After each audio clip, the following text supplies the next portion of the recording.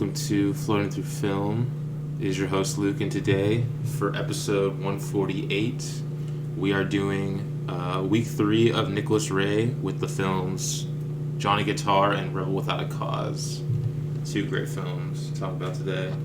But before we get into it, let me introduce my co-host Blake. What's up? And Danny. Hello. And just quickly before we get into the film specifically, this is we've finally gone to the color films. So I just wanted to ask you guys. Is Bitter Victory black and white? Bitter Victory is black and white. So we're not doing that one. We are doing Bitter Victory. Okay. Oh, I would never skip Bitter Victory. Come on, that's insane work. I would never do that. But basically, I just want to ask you guys, when you think about Nicholas Ray and his use of color, what do you notice about it? What do you think sets his use of color apart, or just how he uses it? What do you find interesting about it? Oh, about colors? Yeah, about the way he uses the color in his films. Well, I loved it in this one, or in Johnny Guitar, because I had never seen Johnny Guitar before, and the only ones I'd seen from Nicholas Ray were his black and white movies, it really was Well, first off, everyone in this movie is kind of beautiful, especially Joan Crawford. Every time she's on screen, she literally is radiant. Yeah. But I love the posse because they're literally just these riders in black, these fucking nightmare horsemen coming to get you, and whenever you compare that to Joan Crawford's wearing the white dress whenever she gets taken by them, I don't know, he's going off in it. Yeah. And the matte paintings behind all these sets are also amazing a lot of the times too. Oh, for sure. I don't know. It was beautiful, dude. Okay. That's cool. Okay. So color. So what I think of is Joan Crawford either is red and white. He wears brown most of the time. Pretty much, yeah. And there are certain colors he'll almost I think radiant's a good word, but there's certain characters I think, because I'm just going through my stills now. Yeah. Where he wants them to stick out. Red is a big one. Red, obviously. I'm pretty sure red is just Joan Crawford. Blue. And he uses red a lot in Rebel Without a Cause, too. The kid has the white and same blue, thing. a very, very bright blue pants most of the time, I feel like. Yeah. No, but he does his this is he's a very expressionistic director, but it's not through acting really. It's more through the color and stuff. Yes. Which 100%. Was kind of what I was talking about with Rossellini. Same way. Actually, the way he uses colors in this, in a certain way, reminds me of Rossellini. Of you have a base color for most of the film, which is in The Messiah, I pointed out, it's white. Everything is white, and then so when you add the color, just a little bit at a time, it stands out. No, this one it's brown for most of it, a bright orange or a bright. Yeah, this orange brown. That's what he's wearing, the vest he's wearing too. Yeah. Or the jacket. Yes. But then she's wearing okay. So what I've noticed, she wears red. But also white that sticks out, when she's at the piano. And then the black of the Mob Riders, and then also Emma too. Yes. Her. And Joan Crawford's bright yellow. Yes. Shirt Yellow with was the the other red color. tie. Because that's what I was gonna say. He seems to use red and yellow for not only her, but also for Turkey, too. He's the one who's wearing the bright yellow shirt at the beginning. That's a good point. And then there's also he's obviously thought a lot about what colors certain characters are gonna wear and stuff. No, yeah. And that's how, because you pointed out Rebel Without a Cause, the same thing, the famous red jacket. Yeah. It must be something with red, how he that's just a way of showing he likes the character or something, without even it being a narrative. In a way, it almost I feel my main point with his use of color that I feel it makes it so interesting is it almost to me it almost gives it a more mythic feel, because it's it makes it almost disturbs the realism aspects, in my opinion. You'll see it it kind of elevates it, some of the stuff you're seeing. So you said disturbs. It detach. Maybe it's it adds a certain type of I guess mythic quality to the characters that in a sense detaches you and kind of in my opinion, helps you understand maybe the ideas a little bit more. with James Dean's character, like seeing how his like thinking about like or just like any character in Johnny Guitar being this like it just it helps you kind of that's my main point. It for me it like detaches it myself from the I guess like normal plot mechanics to like understand and maybe creates it more into a tone poem too within the story. But also, yeah, the expressionism part is also like extremely true. Like to me, it's just like the red is like passion almost. That too. Like yeah. they're the most passionate characters most of the time that have red on. Also, yeah. in most movies, I'm also just saying like red can mean a lot of things in movies too. Like red can mean like danger, which you can say like red is danger in these movies. Just like the we even did a movie mysterious called Deep Red. Deep Red, it's yeah. true. Because horror obviously red has a whole other thing. The Shining as well. Like I don't know. Yeah, it can mean like it's something I've been reading a lot about recently, and like just painting. Yeah. Like how certain painters like thought about color, and you can tell that's how he's thinking about color, the same way a painter does. Yeah. I think that's maybe like similar to the kind of mythic aspect you're talking about, or epicness. Like, I kind of talked about this with Ross Laney too, where I forgot which. I forgot who said it, but like they pointed out how. Like, Ross Laney film makes you... I think it's Tag Gallagher. Like, at one time you're watching the narrative, but at the same time, because of just the compositional elements of the frame, he makes you detach from just what's going on inside the film narrative. Yes. And makes you look at it more like a painting of, like, you're looking at it for color or just, like, the composition itself, not necessarily just the story inside. Yes. And that can be... That can be disturbing, you know? And for some people, that can just throw people off. It's like... Or make you even think it's a bad movie. Yeah, you know, because if you're watching it for only a narrative story, like you want that kind of like, you don't want to be detached. You know, certain people don't want to be. So like that can be like bad to people in a certain way. Yeah.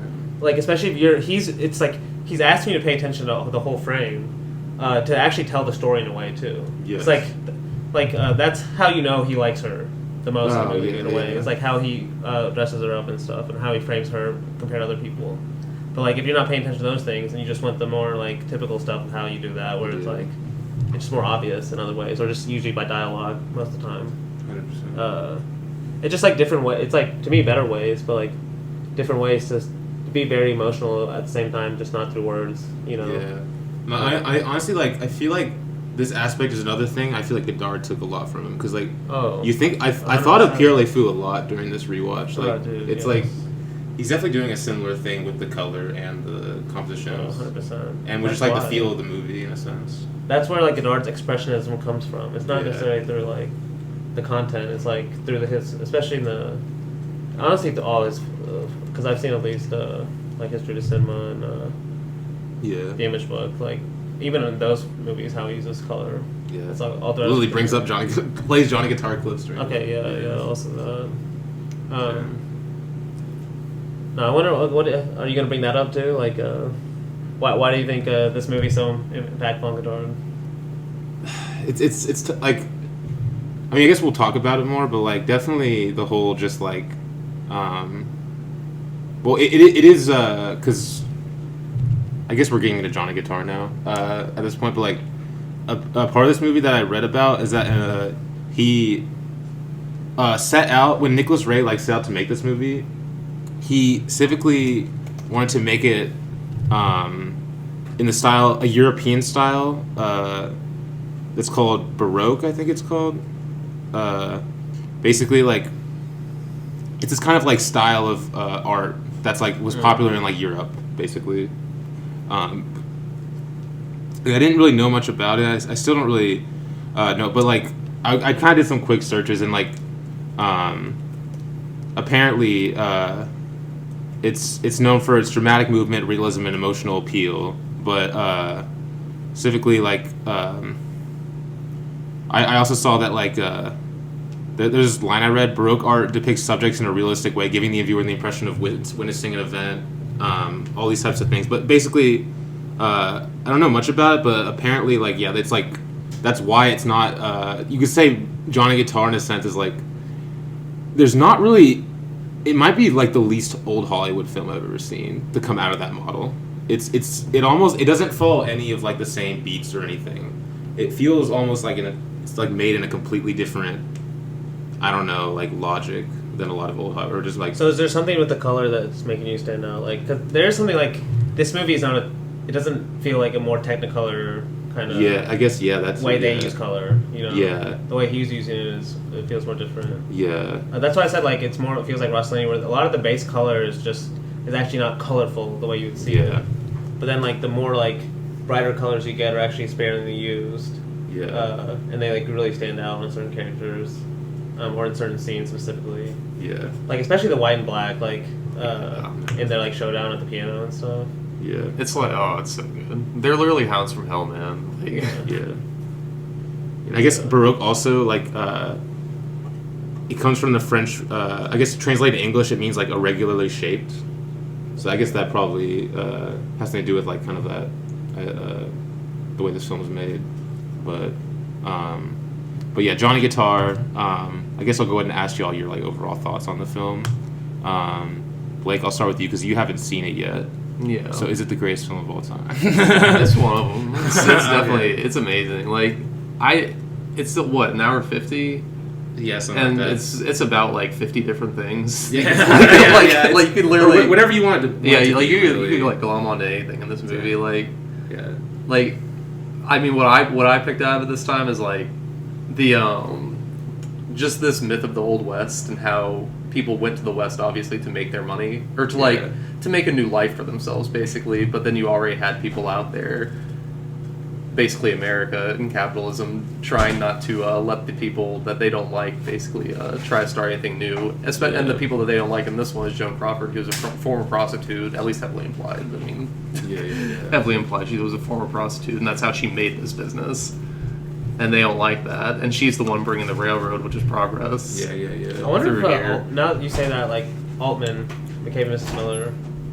Yeah, that's a There's good some point. similarities too, especially with like Johnny Guitar being the kind of stumbling idiot. Yeah. Maybe or maybe not. It just at least he plays that role in this but movie, yeah. even if he's like No, he plays like at least at certain moments he plays shows like his, San Jerome almost in this. Syndrome. I mean, no, I'm just saying like someone that I can see is what playing with the sides. Yeah. Okay, I see. Like he has more of a side in this, obviously. Oh, he like he's on definitely Joan does. Crawford's Yeah, side, yeah, but he's yeah. still like the other thing I'll say is there are a lot of serious ass moments in this movie, but it's also so funny. Oh, Like yeah. like especially the first half, I was laughing all the time whenever Johnny was just talking. Like yeah, there's so many good all quotes. of his so all of many his good like lines. comebacks are hilarious, Oh, dude. I'm just 100%. like, I don't know. I really enjoy this movie though. I can Yeah. definitely see why people love it. So 100%. Yeah. Yeah, Danny. Okay, I guess I don't know if I didn't read the Deleuze quote about how Ray uses color. Oh, okay. No, I think you may have read it the first episode. I don't think I did. Or I don't know if you did actually. Maybe. Okay, let me just read it because you'd mentioned the color. Yeah. He said his colorism, which gives colors a maximum absorbing power, as much as in Manelli, does not cancel out white and black, but treats them as genuine colors.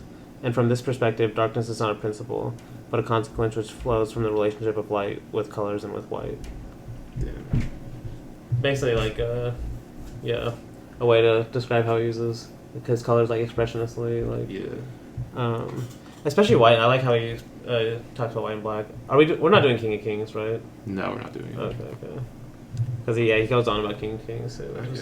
It's crazy because it's like he talks about Party Girl. It's like his like, and then he says like his culmination is like Wind Across the Everglades, like the one no one's seen.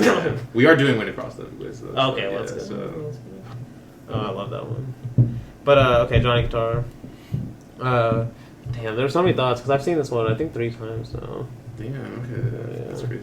Uh, This is my 4th time since- watching it, I think. So. Yeah, since I only saw it last year for the first time.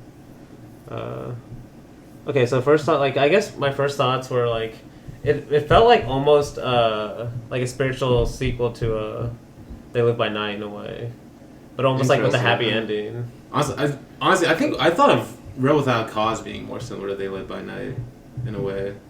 But I mean, I guess they're both kind of similar. But I mean, that's just because Ray, I guess. But I don't know. I'd say spiritual, like very loose, like this idea of just, loose, like this okay, couple, yeah.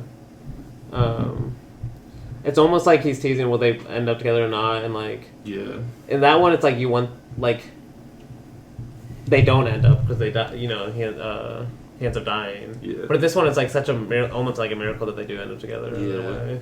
So it's almost teasing like they're not going to, or like one of them's gonna die or something. No, but like the movie as a whole, I just love like both of these movies. I noticed that he did was, and I'm gonna have to see if he.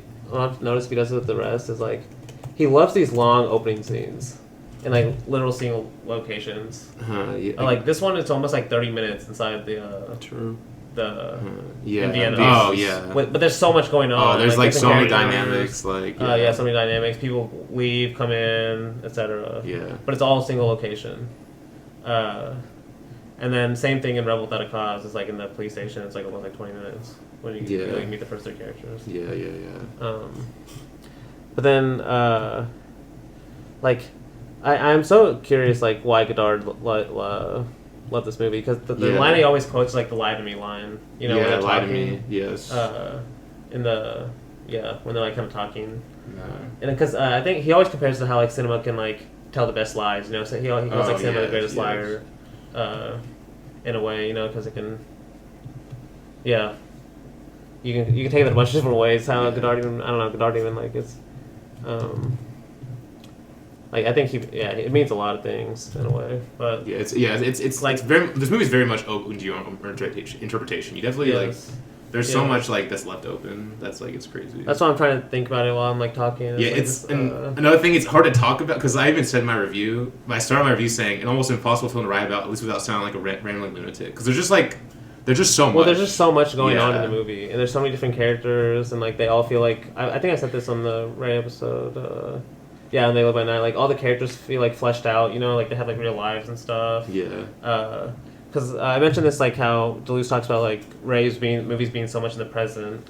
And I was thinking about this with Johnny Guitar, like literally the title of the movie, and the fact that we don't find out he's like this great fighter named Johnny Logan. To like, it's pretty late in the movie. Yeah. It's kind of it's like all an implied. hour in, it's when they're at the but it's all hideout, implied, like just through like the way he shoots the gun, or like the way why she would even bring him in the first place. You know. Yeah, like her getting onto him and stuff. Yeah. And like. It's almost implied like he has like this kind of like the idea. It's never given for sure, but like he's had like obviously incidents in the past of just like probably raging and stuff, or like I don't know. You can interpret that how you want to. Like it could be abuse or alcoholism or whatever, you know, whatever you want to put in there. Like him having a past and having to change, you know, even changing his name. Yes.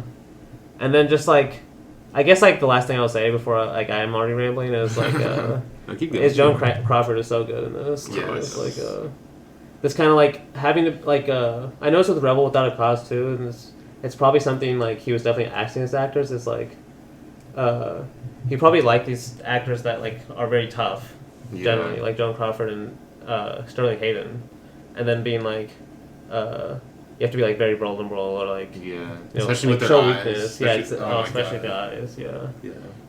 Because I do have a quote where he says something like that, but I have to find it.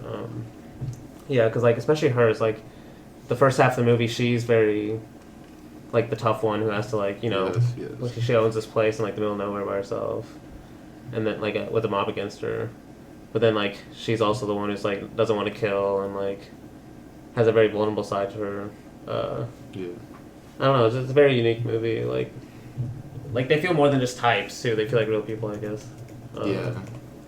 They my big point about like big reason why I love this movie is like they all feel like you're not told anything about them, so it kind of like I kind of was talking about this with the color earlier, but it's also with the characters. Like in a way, it makes every character feel like some type of like mystery or like they almost feel mythical in a sense, like how much he's not giving you, and how much you have to speculate on it, and he just like learn from just like what's actually going on. Learn what's going on, what they say and stuff. So like I love when like movies are just like when everything's like I love movies that are just mysterious about and find mysterious things about people, about things, and this is like one of the best examples in my opinion. And just like I guess that's a big thing that might set it apart from a lot of like old like westerns, especially around this time. Although westerns do have some mystery, but this one's on another level in my opinion. But yeah, it's just like, and then a big thing also, like when I first watched the movie, why it became one of my favorite films, like the thing I noticed immediately is just like the way people talk in this movie and just the way they like, and the way they like look at each other, glances, gestures, but just like everyone is just so iron-willed in this movie. It's like everything, it always just stuck with me so much. Like how does this like how does he do this? His like bad guys are never that like they're all likable in a way. That too. Even yeah. the worst bad guy, like the Yeah. guy with the huge smile and stuff. I even kind of like him. Yeah, it's just like Like the guy everyone hates that he's like betraying everyone. Like yeah, I even kind of like him. yeah, You know. But like and then the dancing kid, like he would be like he's likable too in a way. Yeah. Because like in the same in a way like he's kind of just like Sterling Hayden. He just like Joan Crawford. He just lost. You know, or something. Definitely.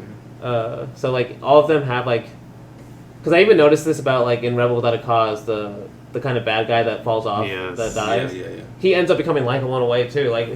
he's as like a straight was- villain, and then yeah, like yeah. over time you like become you start liking him more, not Yeah, less. yeah. which That is was normally- that was the most shocking thing in my watch with Rebels Without a Cause, because whenever I first saw Hell, that yeah. guy and they had that knife fight, I was like, this dude is the fucking worst. Yeah. I can't wait for him to die. And then the Yes, more the movie yes. went on, I'm like, I kind of like this guy. Yeah, and then yeah. he No, dies, it's and I'm just such- like, what? yeah, no, it's Like, crazy. oh no! Yeah. Oh my Crazy. God. I was like, it's kind of a crazy like ride of emotions It's- because yeah, like it is. you're not expecting to be sad when that guy dies. No, definitely. Yeah, it's crazy. No, and like that's the same thing about Dancing Kid too. Like by the time he dies at the end, I'm sad too. He's more likable though. Like Emma is Yeah, the that's- real villain in this one. I don't think she's likable. I don't know. No, but she's Yeah. not likable in the movie, baby. But she's likable like watching her. Yeah, Like, Yeah, watching okay, her 'cause, go to work. definitely. and he's kind of Elite making hater. this. D1 hater. And this, I don't even know if Ray is like saying this is a good or bad thing. It's just like a thing he's showing of like the women dominating the men in this film. Oh, 100%. On both sides. Yeah. And like Emma kind of being like just a straight up, like it's kind of a weird thing where like she like she has to use the men to like get certain things done. Yeah. Then they like don't want to kill her at the girl at the end. It's like Yeah. I don't know. They have like it's like these mix up codes. Like basically, it's like Yeah. a western, but the women are taking over. So it's like kind of about Yes. modernism in that way, and then Yeah, but then you can also raise like McCarthyism or just like Yeah, with the mob stuff. Freudianism, like because like I've heard people say like because apparently like there's some subtext you can read into this that people have where the like Joan Crawford is like the mother to like the dancing kid and Johnny Guitar, so people then use that to like they see like Freudianism in this yeah. film, and like so there's just like there's so much there you can just like like take from it. because the movie's so open too. Oh, yeah. because it doesn't explain anything openly, like Definitely not. specifically, so it can leave it up to interpretation, and that's for everything. Like we're saying, even including up to the Yeah. colors and like, and because I know like. Watching the movie the first time, I didn't notice a lot of these details, but then like seeing it the second and third time, like just the way they interact for the first 30 minutes tells you like all about their relationship history in a way. Oh yeah. Even though you don't really know it until later, like if you're watching it for the first time. Yeah. But like, just like how they, even like when Johnny walks in for the first time and stuff, and like how she looks down at him, and then like how the way they talk with the dance, and like the dancing kid like kind of being jealous of like how they're like talking and stuff because Yeah. he's never seen this guy before, Yeah, so like all that serious. kind of stuff. Yeah. It's like a different movie like going on within like the actual narrative movie of like there's this tense scene going on with the with Emma and stuff and the Yes, dancing kid. yes. But like just basically so much like going on with just Oh, the man. glances and No. Just like and like just yeah we're trying so hard to like explain it. It's not it'll be easier once we go in the you movie. can never like For clearly me. explain it. It's No. just the act of watching this movie. It's like No. There's So- one thing I've left out is the dialogue. A lot of the writing is great Oh, too. yeah, The it's dialogue. unbelievable. I mean, I think one of you guys said that. yeah. Oh, Actually, yeah. I have a quote. So there's this. I guess he's a Portuguese. I think he's a Portuguese writer. Who this is like one of his. Okay, I'm gonna mispronounce this completely. Because I can't. Let's I don't hear know. it. João Bernard da Costa. Do you know how to pronounce that, Blake? No, I Okay. He's this like Portuguese writer that like has a bunch of good stuff, especially on Lubitsch. He wrote a lot about Lubitsch that I love. Whose writings I love, and his like I think his favorite film literally is Johnny Guitar. This is kind of a long quote, but he like puts it in really good terms on like what Johnny Guitar what it means to him and like why he loves it so much is I can only speak deliriously about Johnny Guitar. God and so many people, friends and foes, knows what happens when they let me. This is the movie with the most beautiful dialogue in the history of film. That famous chain of questions and answers between Guitar, Sterling Hayden, and Vienna, Joan Crawford. If people keep this movie in their memory, it's because of its concert of voices. Crawford's husky voice, Hayden's the tonic one, and the unity with Victor Young's fabulous score. It is because of the way the camera and the bodies move, because of the contrast between red, green, brown. It's because of the prodigious presence of that cave-like scenography, fascinatingly Baroque, simultaneously mausoleum, brothel, and house of spells. I have heard several times Johnny Guitar's soundtrack by its own. Everything comes by addition. All the movie's memories inhabited. Is Johnny Guitar a movie built with flashbacks over an immense ellipsis? Or is it an immense ellipsis thought over a flashback that cannot come back? Or is it all the same thing? I won't go on. Like every great thing, Johnny Guitar is inexplicable. You tell it, watch it over and over again, like the stories you tell children, and learn that everything in them is right. It's the imitation of Christ, of cinephiles. You just have to open it randomly and you'll find the right sentence. It demands being watched 68 times in order to find the right answer for what you're going through in life. That's like a really good way. Like, I especially love the concert of voices part, because like that's like honestly one of the first things I think about with this movie. It's just like the way they speak, like just the sound of their voices is just so like radiant. There's something about it. But like, yeah, it's a movie with a lot of stuff, and it's like it can be hard to maybe like pin it down, but that's just what's so good about it. And like just how much you can like read into it and how much you can just like project onto it. It's just a fascinating movie that you can just watch over and over again and just always like maybe like think of something else or just get something new out of it. But yeah, hopefully that was a good enough prelude to getting into the film. So yeah, kind of just starts off right away. Really interesting start because I mean it kind of starts off with the event that kind of like kicks off the film, but you don't know it yet, which makes it interesting because you get Johnny Guitar riding in on his horse, and then he sees like this explosion happening. And then, which I think is like a distraction or something for them to rob it, or it might be something separate. I'm not sure, but basically he sees these like four men rob this like stagecoach. Yeah. Which actually, first time watch it, I did not even like connect that this was the thing that we're talking about later. I just like kind of forgot about this my first time watching it. So like rewatching, I was like, oh shit, like that's crazy. But then yeah, Johnny Guitar rides into Vienna's casino bar type deal, and this is what we're saying. This is what we were saying, like the 30-minute opening scene. Yeah. Like you get basically this whole ass like. This scene's just incredible. Well, the colors are already going off. With the casino looks amazing. The green visors, especially with the attendants. And it's almost like it's so interesting how they're like it. It's almost like because like a lot of people like talk about how this movie's kind of surreal as well.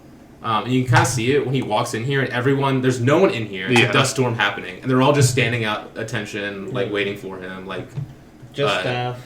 Yes. Because I'm noticing the green that they're wearing is matches the green felt. Yeah. And she's also wearing like a green like bow tie thing or whatever that. I think it's a bow tie. Or like a hanker. Yeah. No, it's like an ascot or something. The tie I don't know what that's called. Yeah, I don't know. Something like that. It looks fire. Either way, it's green. Looks fire. Yeah. It's incredible. But yeah, basically, Johnny Guitar. Name's Johnny. He's like, the name's Johnny. He like pauses as guitar, and the guy's like, so? Yeah. It's funny, so.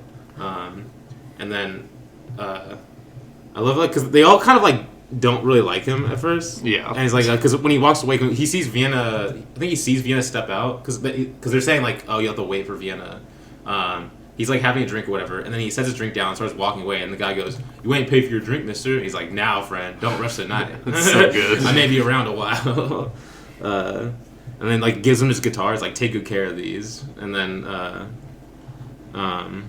basically then like Vienna steps out, says, "I'll see him later." And then you get the glance from the stairs at each other too. Yes, Which is really good. and then I think it's where she tells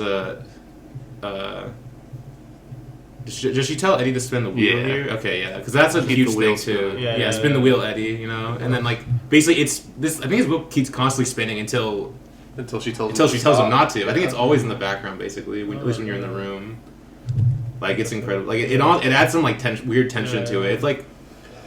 It's like he almost like it's almost like taking the place of what a movie would usually use, like a score, like a usually musical score for. Yeah. But it's just the. Well, it's a roulette wheel too. Yeah, this the is a roulette- gambling. This is a gambler movie at heart, honestly. In a way, yeah, you could read that. Yeah, damn. I mean, Because this whole thing, her whole like Vienna itself, like the place is a gamble on her part, Yes. and you see that from the very beginning because Yeah. she's obviously been, or people have been trying to kick her out since she got here. So yeah. Well, yeah. That's where we're at right now. Like, yeah, like, it's just a fascinating thing you hear in the background. Yeah. It's just like, and that just keeps going and going and going. While all these people come in and it starts getting really tense and stuff. But yeah, like then she talks to this guy, who she wants to. He's like he owns a mine or something, right? I forgot exactly what it is, but she wants him to get in on this deal with him to help her protect because the railroad's obviously coming this way, and so like her like this like basically it's basically what she owns right now. It's gonna like go up in price because obviously like when the railroad comes, that's like that means very much like everything around here is gonna go worth a lot more. She says later on that the train's going to come through and it carries tens, Yeah. hundreds, thousands of people. Oh yeah, for sure. But Like, this is the same kind of thing in Mr. K. Miss Miller, right? Like, yeah. that's why she wants. Well, I don't know. I don't know if it's is it the railroad? It is actually. Something yeah. like that. It's something like that. Yeah, I guess. That's why she's trying to build their like. Yeah, because that's why. Yeah, that's why it's the guys from the like big corporation that comes in. Yeah. Damn. I think it was something similar like that, but. Yeah, it is similar. It's definitely similar for sure. Because yeah, then obviously the big baddies come in and like the big guys in McKay Miller come in to like try and get him to make a deal. He doesn't, and then when he doesn't make a deal, they actually just go and like kill him basically, which is hilarious. But in that movie, but That's kind of what happened to this one. They just burn her place down. I guess yeah, they do that, but they don't kill her at the end. I guess. No, they tried. They tried. They tried hard. They were this close. They were this close. But yeah, basically. Yeah, that's kind of it's a difference in the movies too, because that one's more about like just like almost like corporate. Like, Yeah, like capitalism, basically, yeah. More like modern corporate. This one's just like the. I mean, you could read that into this film. I guess. You definitely. That's why even the villains in this one, like, that's why I said Emma, even though she's like a straight villain, like the way she's like inciting them. It's almost like sad in a way, like with the way she's like, cause like it's like funny, like the close up of her one time. Yeah. When she's like talking, she's almost like smirking. Yeah, Yeah. honestly, You know, yeah. it's so fun. He probably told her to do that too, but it's like, 100%. yeah, just like the way she's like playing with her emotions. You know, and the way she like just like quickly jumps on little things to be Yes. like, oh, and like starts like Yes. gaslighting people too. Well, Uh, she could easily be seen as like the corporate or like just this rich family like that Yeah. owns this portion of the land, and she can also be like this is just conservatism because there's multiple lines of dialogue in the movie it's where conservatism, Joan- but like even like I'm a little more sympathetic, at least to the people like who don't want railroad, because they're like it's going to ruin. The way she's like playing with them is she's like, it's going to be farmers, you know, that come and take your land. And No, stuff yeah, like that. That's why I'm a little more sympathetic to like the fact that they're going to lose their like kind of life or whatever. You know, that's why That's why she's able to play with their emotions. The people living there, anyway, if you know what I mean. But they're rich though. All those people? I don't know about. I don't all think the so. people, but- Because that's why they don't want big business. Basically, it's like all those people. They don't want a railroad and stuff, and that's what she wants, obviously. Yeah. I think something like that. Yeah. Whenever I say conservatism, though, I meant more like women's values of the time, because she's scared of that.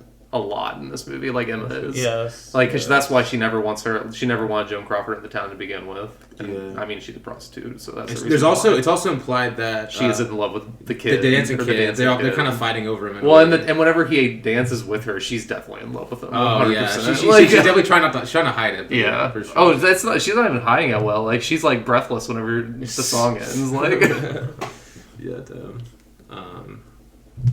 Yeah, she's taught basically she wants this guy make a deal with this guy to help protect her, but basically this guy's kind of scared off by all the people that don't want her here. And then we get the great line where he's like, I wish you luck, but and she's like, thanks, Mr. Andrews, but I'm not trusting to luck. A good gunfighter doesn't depend on 4-leaf clovers. And so basically then I think she hears him coming in now. This is when they started coming in. Yeah. Because basically they saw, they think the robbery when someone was killed. yeah. Or it was Emma's brother, right? Yeah. Yeah, Emma's brother was killed in this robbery that we saw at the beginning. And basically they want the dancing kid, which then obviously they apparently she's like known for hanging out with the dancing kid loved coming to her bar, and then she has some history with some of them. So they like immediately jump on that and try and like the whole that's a big like a huge part of the movie. They're kind of like almost like Red Scare McCarthyism-esque, kind of like it's basically attack it's on like her, a mob basically. mentality. Mob mentality, yes. That's why I was saying like I'm a little sympathetic to like it's like a tried and true tale. Like you see it in every politics. It's like you can scare a population by like just threatening that you're going to lose your way of living. You know. Yeah. And especially with like, you know, at that time, building a railroad is like saying like, you know, you're building like a super highway through your like little town all of a sudden. Yeah. And so like your whole like way of living is going to change. You're gonna all these different people are going to come. And you don't want that. Yeah. You know? Yeah. And she, like Vienna's just like the one representation of that for this people. Yeah, definitely. And Emma has her own reasons, obviously we see, but like she's using, like these kind of like more social reasons to like get through like just for like her like just personal reasons. Yes. Yeah. 100%. Like I wonder why like I don't know like because it's like all this movie is up for interpretation in a way. So like Yeah. I don't know why Emma is so against like liking the dancing kid at all. Is just because he's a criminal, like, and that's why she's. It's she doesn't because want he to like makes him. her feel like a woman. But that's what she would want, right? If like she's technically a conservative like woman. I don't know. That's why it is interesting. She's an interesting character too. She is an interesting character. She's very dominating. Like she dominates all the guys in the movie, basically. She's the bravest in a way of like getting what she wants. This is like the antithesis of the Nicholas Ray female character most of the time, because most of his female characters fall in love with the character that you're not supposed to love, and she's the one that's scared of it in this movie because she's in love with the character you're not supposed to love, but she doesn't want to admit that and would rather kill him basically than admit that. So yeah, it's interesting. That's why I think there's something to that because like I see it as like I mentioned this earlier about like Joan Crawford's vulnerability. I think like that's the difference between the two characters. Is like she also like the movie is almost like a miracle because she's willing to like she gives up her like dream of like even having at least for now having this whole Vienna's place because it burns down. Like in a way she lost everything, and then it's happening in a way because she's like able to love. But like Emma obviously is like she doesn't see that, you know. Yeah. There's some kind of like repression in her. It feels like 100%. This whole movie. Yeah.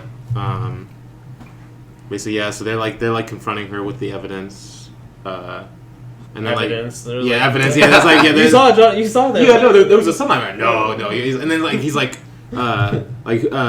Did you see the dancing kid? And the guy goes, I don't know. And he's like, that's a yes or no question. That's the other thing I love about this movie is like you can easily draw parallels to like just police tactics in general with all these because 100%. Both the confessions and air quotes they get out of both the men in this are just them going like, you saw it, right? With the gun basically pointed. Yeah, pretty much. Like the bank guy basically, I think they literally pointed at him. I don't remember if they actually do, but they imply that they're going to kill him if he doesn't. Yeah. Oh man. And so yeah. So like, and then Vanna like starts to like go down the stairs to act like she's gonna go with them, and then points out her gun in like the most iconic way possible. And then she also has the great line, down there I sell whiskey and cards. All you can buy up these stairs is a bullet in the head. Yes. Like damn. Damn. That's so Well done. fire. I also like Emma in this scene is just like she's going off, just like screaming at everyone. Oh, like, yeah. look at her up there standing above us. Yeah, She- yeah.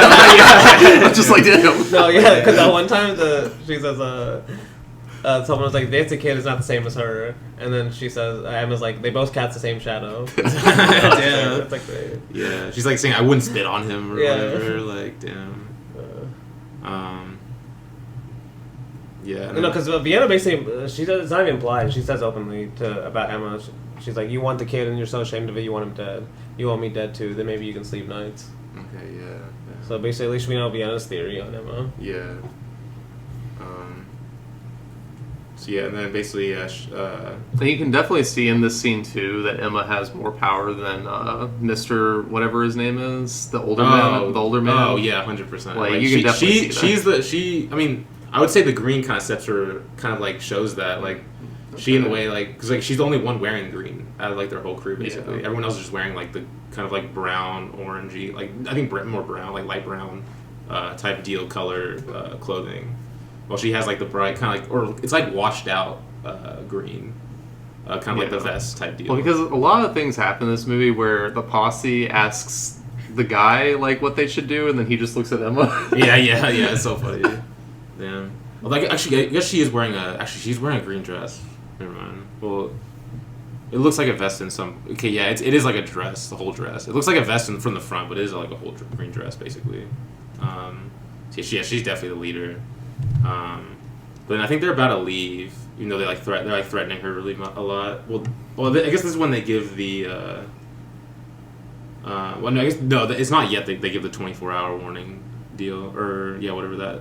I think it's 24 hours. Yeah, it's 24. But yeah, then obviously they're about to leave, and then the Dancing Kid and his gang just kind of like run in there, like laughing and stuff. And then we get like basically like the confrontation between now that what they were like who they were looking for just came in. So there's like this like quiet tension in there. It's so good. Like it's just so funny too. When they come in, because like you get like the glass rolling and stuff. Like people like slowly putting their hands towards their guns. No, holsters. whenever the glass is rolling, I was like, "There's about to be a gunfight break out." Whenever this glass falls and hits the ground, No. and then the guy And catches obviously- it. Yeah, Johnny catches Johnny it. kind of comes in, catches it. Just like he's kind of like there's like two groups in a sense, kind of confronting each other, and then Johnny's like kind of like the third, like the middleman or like kind of. Well, that's why Blake's- That's why I said it felt like a little bit like Sanjiro. Although he obviously in this had scene the it makes side sense. this one, In this but- scene, Yeah. he's more the Sanjuro character. Yeah. He's like, 'Cause he's they really even so show one funny. shot, like, because we kind of forget about him while they're like all talking, Yeah. and they cut to him like, and he's just like eating in the Yes. background. Yeah, that's so funny. Damn. just like eavesdropping on you. Oh man. Then that's when like everyone's like quiet, and he's like walking through, and he's like asking for a light. Oh yeah, like can you just spare a smoke, friend? And then it goes to the other No, he side. actually goes to both sides. Yeah, Yeah, both yeah. sides like, and gets the cup of trouble you with a light, friend. And he's like has a cup of coffee. His great, Oh, his I all-time love great it. line. Oh yes. Yeah, There's nothing like a good smoke and a good cup of coffee. You know, some men got the craving for gold and silver. Other needs lots of land with herd and cattle. And there's those that got the weakness for whiskey and woman. When you boil it all down, what does a man really need? Just a smoke and a cup of coffee. Damn. Hell That's- yeah, that's your, brother. That's y'all's life philosophy right there. Like, damn, you're like, damn, you can relate to that. I mean, that's Coffee it's all and men. cigarettes, That's what he said. man. That's It's a- all it's you. a- I don't guess- smoke or drink coffee though, so. You will. Yeah, nah. Once life beats you down enough. No, I'm just kidding. It's so good. And then that's like right afterwards. Well, like, I love- someone's like, "Who are you?" Actually, Dancing Kid's like, "Who are you?" Yeah. Well, I love whenever he says that line. The guy that says it later is like behind him, just looking at him. He's like, Yeah. he just like shakes his I head or remember something. that. It's so good. No, and then Dancing is like, "Who are you?" And he's like, "The name's sir is Johnny Guitar." He's like, "That's no name." He's like, yeah. "Anybody care to change it?" Yeah, oh my god. And then, and then doesn't Johnny ask him his name or something? And then he's like, Yeah. Dancing Kid, and he's like, you want to change it? Like that's what Dancing Kid tells him. Like kind of like goes back. Same thing. Or no, he said you must be the Dancing Kid, and then he like smiled and is like, that's the name, friend. Care to change it? And then we get obviously a great moment here where he's like no I like it. Can you dance? And then he's like can you play? And then we get the great Yes. kind of like Oh, damn. song. Just like I love the way, first of all, how Vienna like slyly passes the guitar like nonchalantly to Johnny. Like she's seen this routine, I feel like, a few times. The way she did that. like that. I feel like that definitely is like another like. There's definitely history between the two. The way she does that and the way she kind of looks at him slyly. Actually, the way she treats like the guitar and the way like they treat the gun, it's very similar. Okay. Like how he's like skilled with it, like Okay. just, Yeah. It's like implied, you know. Yeah. I mean, he's Johnny Guitar. Yeah. But yeah. But formerly Johnny Logan. That's what I mean. The gun part. Yeah. That's it. Damn. Yeah. But yeah, he plays like a fire ass song. He like has like like a cigar in his mouth. He's like, and then like obviously we have the dance between. Dancing, he just grabs Emma and starts dancing with her. And then it kind She's love struck. Yeah. It kind of like stops all of a sudden too. Like once it stops, then like that's when Ward Bond's character. I guess we didn't mention Ward Bond because like he's like he is like playing like the. I guess like he's kind of like the second man. Yeah, that's why he's not as important. Like, but it still is. He's important in his role. Yeah. Yeah. Because it's actually it's kind of like that, which makes it a not typical Western too. Because I was saying how Emma is kind of like, this more like modern dominating woman in a way you could say. So that's why I think Ward Bond is important because like he would have normally been this. He would have been Emma's character normally. You know, 100%. I feel like a more typical. Yeah. And now he's just getting walked all over. Yeah. And Johnny Guitar would have been more Vienna as well, Yeah. Like, in terms, like, the values and stuff. And kind of, like, who's, like, the real hero, I guess. I don't know. There doesn't seem to be, like, a true real hero in the movie. True real hero, I guess, yeah. Yeah, hero, yeah, I guess. That's a fair point. But yeah, then, obviously like, where Bond's character starts like pressing them, and they're like, you gotta like, they call him out for being like, because they say like, oh, we work in the mines to get our money, because that's why they're suspicious of them in the first place, because they have like all this money. Because they never do anything. Apparently. Yeah, they never do anything. Like, yeah, it has to be something criminal. And then like they're like, no, we found this mine. And that they don't want to tell him about, basically. Well, I mean, yeah. It's a great cover if you're robbing stagecoaches, I guess. Yeah. Because but even that one, I think it's Turkey Layer says that they played it out a little bit too much. That they have a silver mine because they've been using it for a while, I guess. Yeah. Or they've been using that excuse for a while. Damn. Yeah. And then like they say like I guess it's also set in the scene that apparently they go to Vienna's every Friday, and then like they ask Vienna, is that true? He's like, they never miss a Friday, like, and that just like makes Emma be like, hey, she like knows them, she's a part of them, like she like jumps on that immediately, and then like obviously they start gaslighting that one guy. He's like, I think there were 4 people, and it's like, well, are these the people? And like, and like it's just like so funny, like he's like I told you they wore masks, and then he's like, come on, you have to know like at least like something. And then like he just like pushes him away when he finally like gives up with that. But and then they all of a sudden start pressing Johnny as well, because like even though he just got here, he's like, and then I guess Johnny also reveals that he saw it too. Yeah. At the beginning. Well, I love when this is one of the funniest moments to me, because like I think they're asking about this, and then they're like, "Well, where's your gun?" And Johnny's like, "I don't carry a gun." He's like, "Why don't you carry a gun?" He's like, "I'm not the fastest hand in the West." Yeah, and then like the Nancy Kids boys just all start laughing, and I think it's hilarious too, especially whenever you figure out he is. Because I'm not the fastest draw west of the Pecos. Yeah, I'm just like, damn. They all start cracking up really loudly, and then this laughing starts because Ward Bond throws the bottle at the wall because he's like pissed off. And that's when he gives the 24 hours. And then Sheriff's like, no, you can't do that. No, the marshal, the marshal. It's like, I don't care. It's 24 hours. Damn. Yeah, the marshal of this whole movie is like basically getting walked all over by. Oh yeah, 100%. Like this mob has no it's power the true whatsoever. American government when in contact with corporations. Yeah. And money. Oh man. I mean, it's true. Why is the marshal the corporation though? No, he's the government.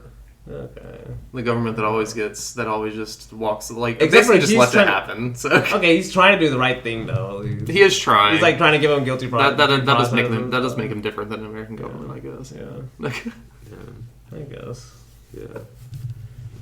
You need to watch Joker 2. Joker number 2. That's true. Oh dang, you did watch that. He loved it. I liked it a lot. Okay. I watched it. I don't know if I should watch it because I still haven't seen a Clint Eastwood film. That's crazy. I mean, you can still watch it. But is it gonna be his like final film? When are you getting to Clint Eastwood's westerns, man?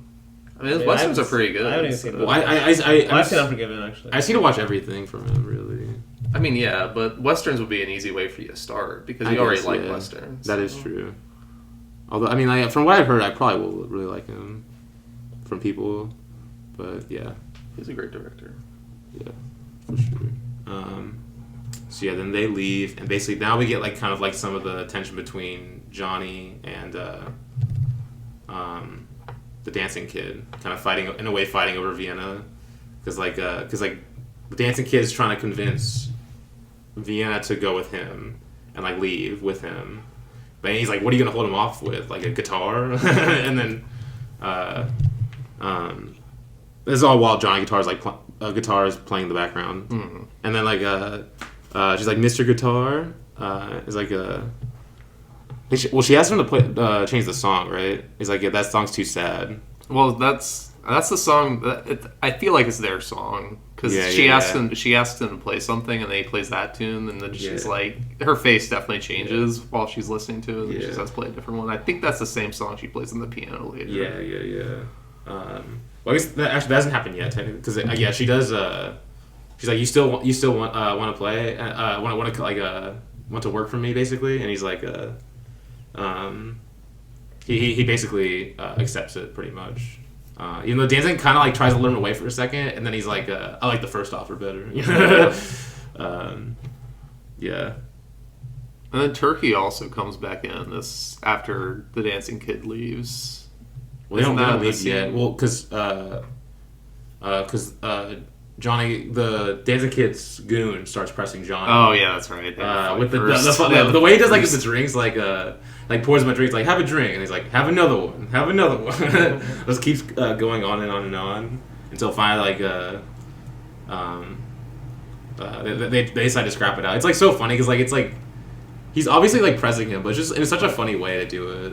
I don't know. He's like telling him to open your mouth. I'll feed you, guitar man. You know. So it's hilarious. And then obviously they have to step outside to fight each other. Like all of it's so like implied and just like it's like a routine. Everyone knows the thing, you know. Yeah. There's no reaction from Vienna whatsoever from this. Like, she's just like, go outside. Go outside. Take it outside. No, I love how the camera stays inside too. You just hear they're fighting. Yeah. Dancing Kid and Vienna talking. Damn. Because then they're like, So what she has one of my favorite lines. She's like, where she says, she's talking to Dancing. She's like, I like you, and he says, but not enough, huh? And she says, not that much. And he's like, I remember different. And she goes, you remember, I don't. That's the way it goes. Yeah. Oh my god, unbelievable line. Yes. But yeah, basically, they kind of like,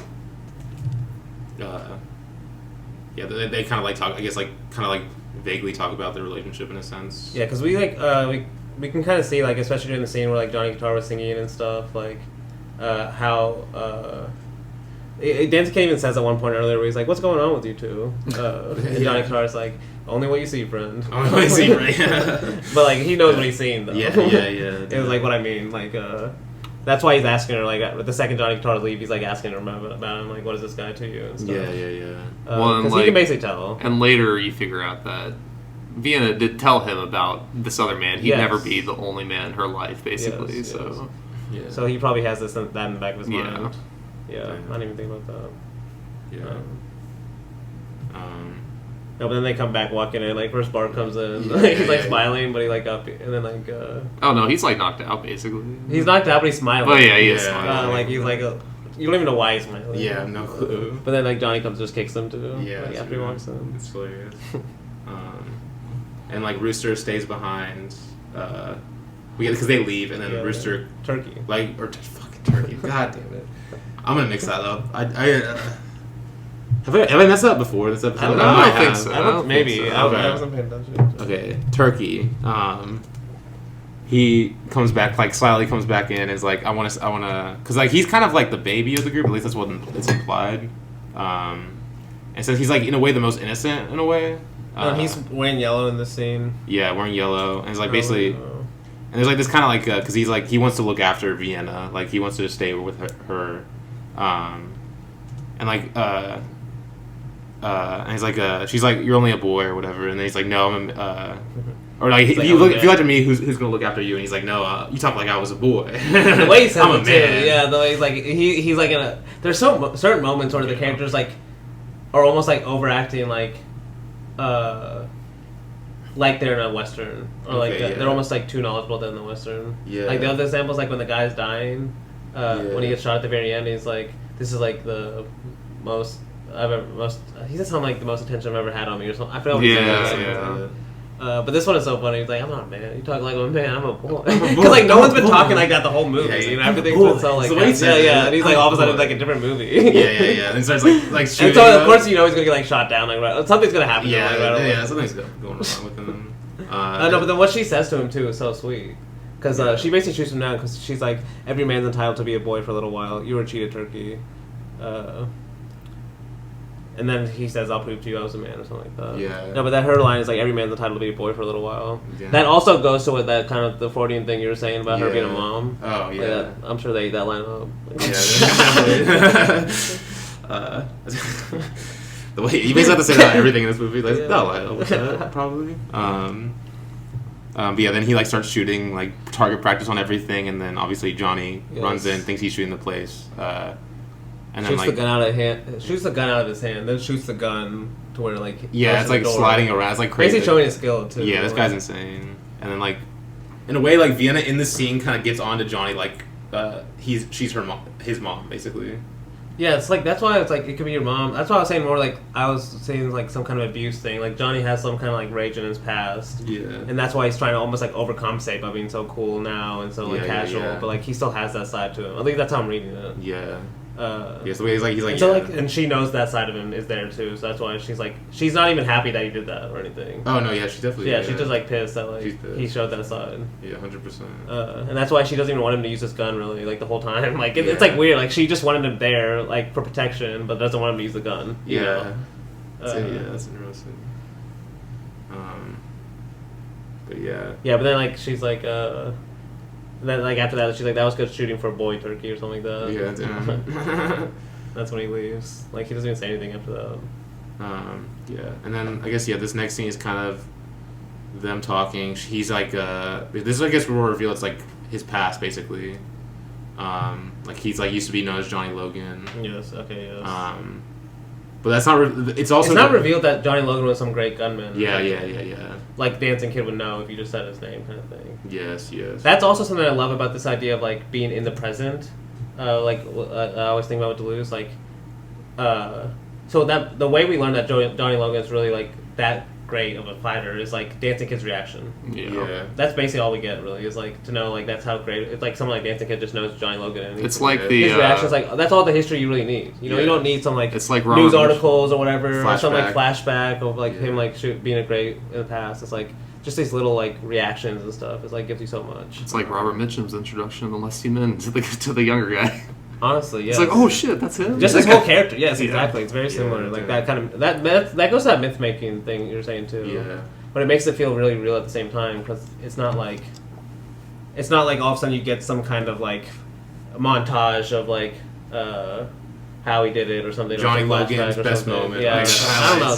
There's a lot of ways gun movies shooting do highlights. that, but I'm not trying to show it. But this is just like there have been multiples where the person will be like, oh, that was him. He did this, and they'll like flash back to like him, like just like a quick scene, and then like that's the scene basically. Yeah. Just like, okay, or there'll be a long conversation about what he did and stuff like that. Quentin Tarantino definitely has done that multiple times. Because what she says to him is, "Oh, so you changed your name and you thought that would change everything, huh?" Yeah. I love that line too. No, because a man can lie, steal, and even kill, but as long as he hangs onto his pride, he's still a man. Like Well, because she's this has is to the do with important once a implication future. stuff. This is where they're talking about how because she's like, "I'm not ashamed of how I got what I have. The important thing is I got it." And then he says that's the way most people look at it. Because I mean, it's never said, but like she basically got all this from prostitution. Yeah. That's how she was able to get this kind of money. Pretty much, yeah. Which is at the time the only way a woman probably could get money, you know, or like inherit it or something. Yeah. That's why you see at least to be a both free sides. woman. Like this is why like more modern directors and stuff love Mitaguchi so much because he focused on this kind of class of woman. Yes. And because yeah. it's like at the time, for like most of history, if you wanted to be like more of a free woman, like to make your own decisions, like this is the only way society would allow you in a way, you know. So of course Vienna has more independence now, but like the way she got that money, it's like it's all implied, you know. And that's another reason why Emma doesn't like her, like the more conservative values, like Blake was saying. Yeah.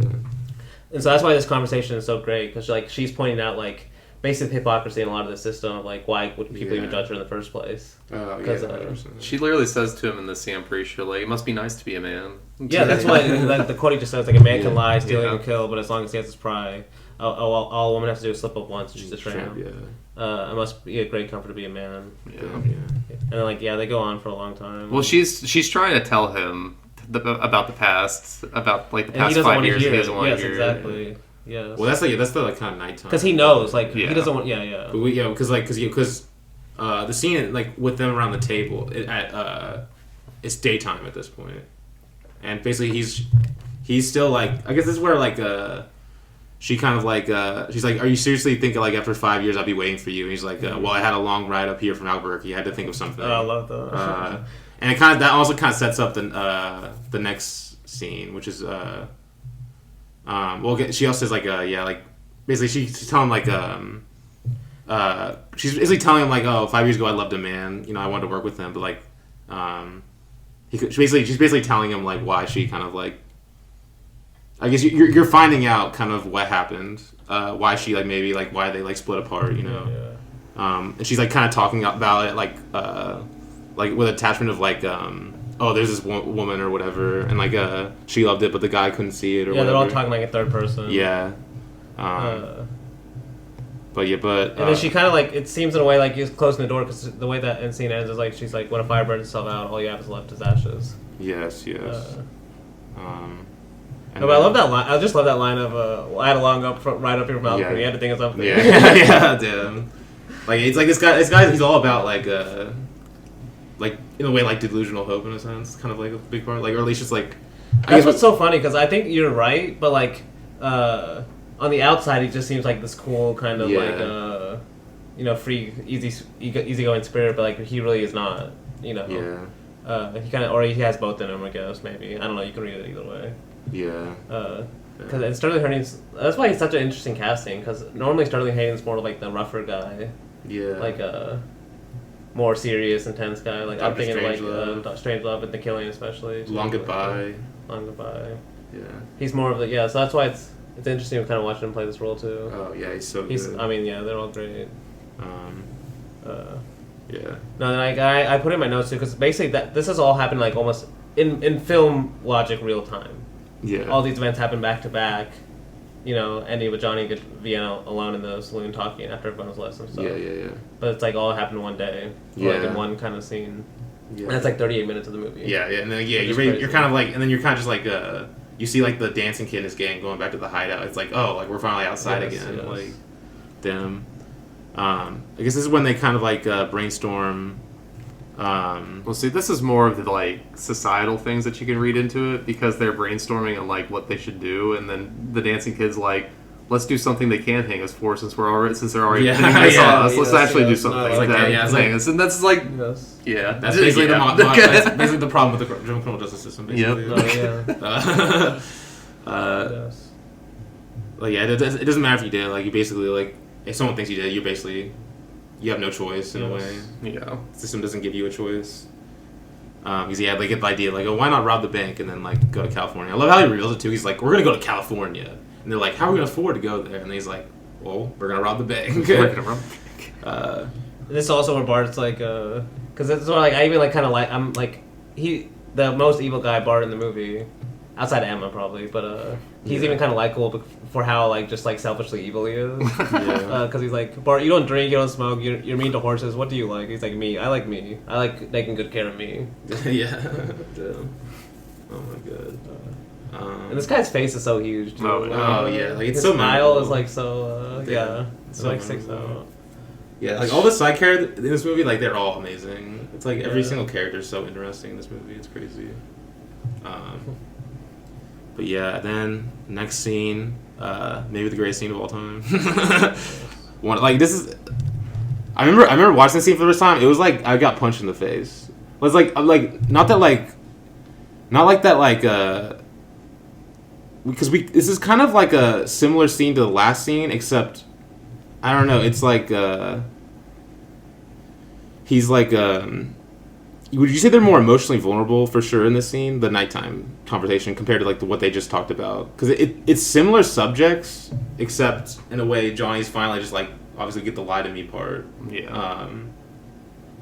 He's He's been drinking. So. Yeah, he's been drinking. Like, but yeah, this scene's incredible. Like, just like the way like the score coming in is like so slightly, but so like it adds it's so good as well. And just the way that the whole conversation is just like how many men have you forgot?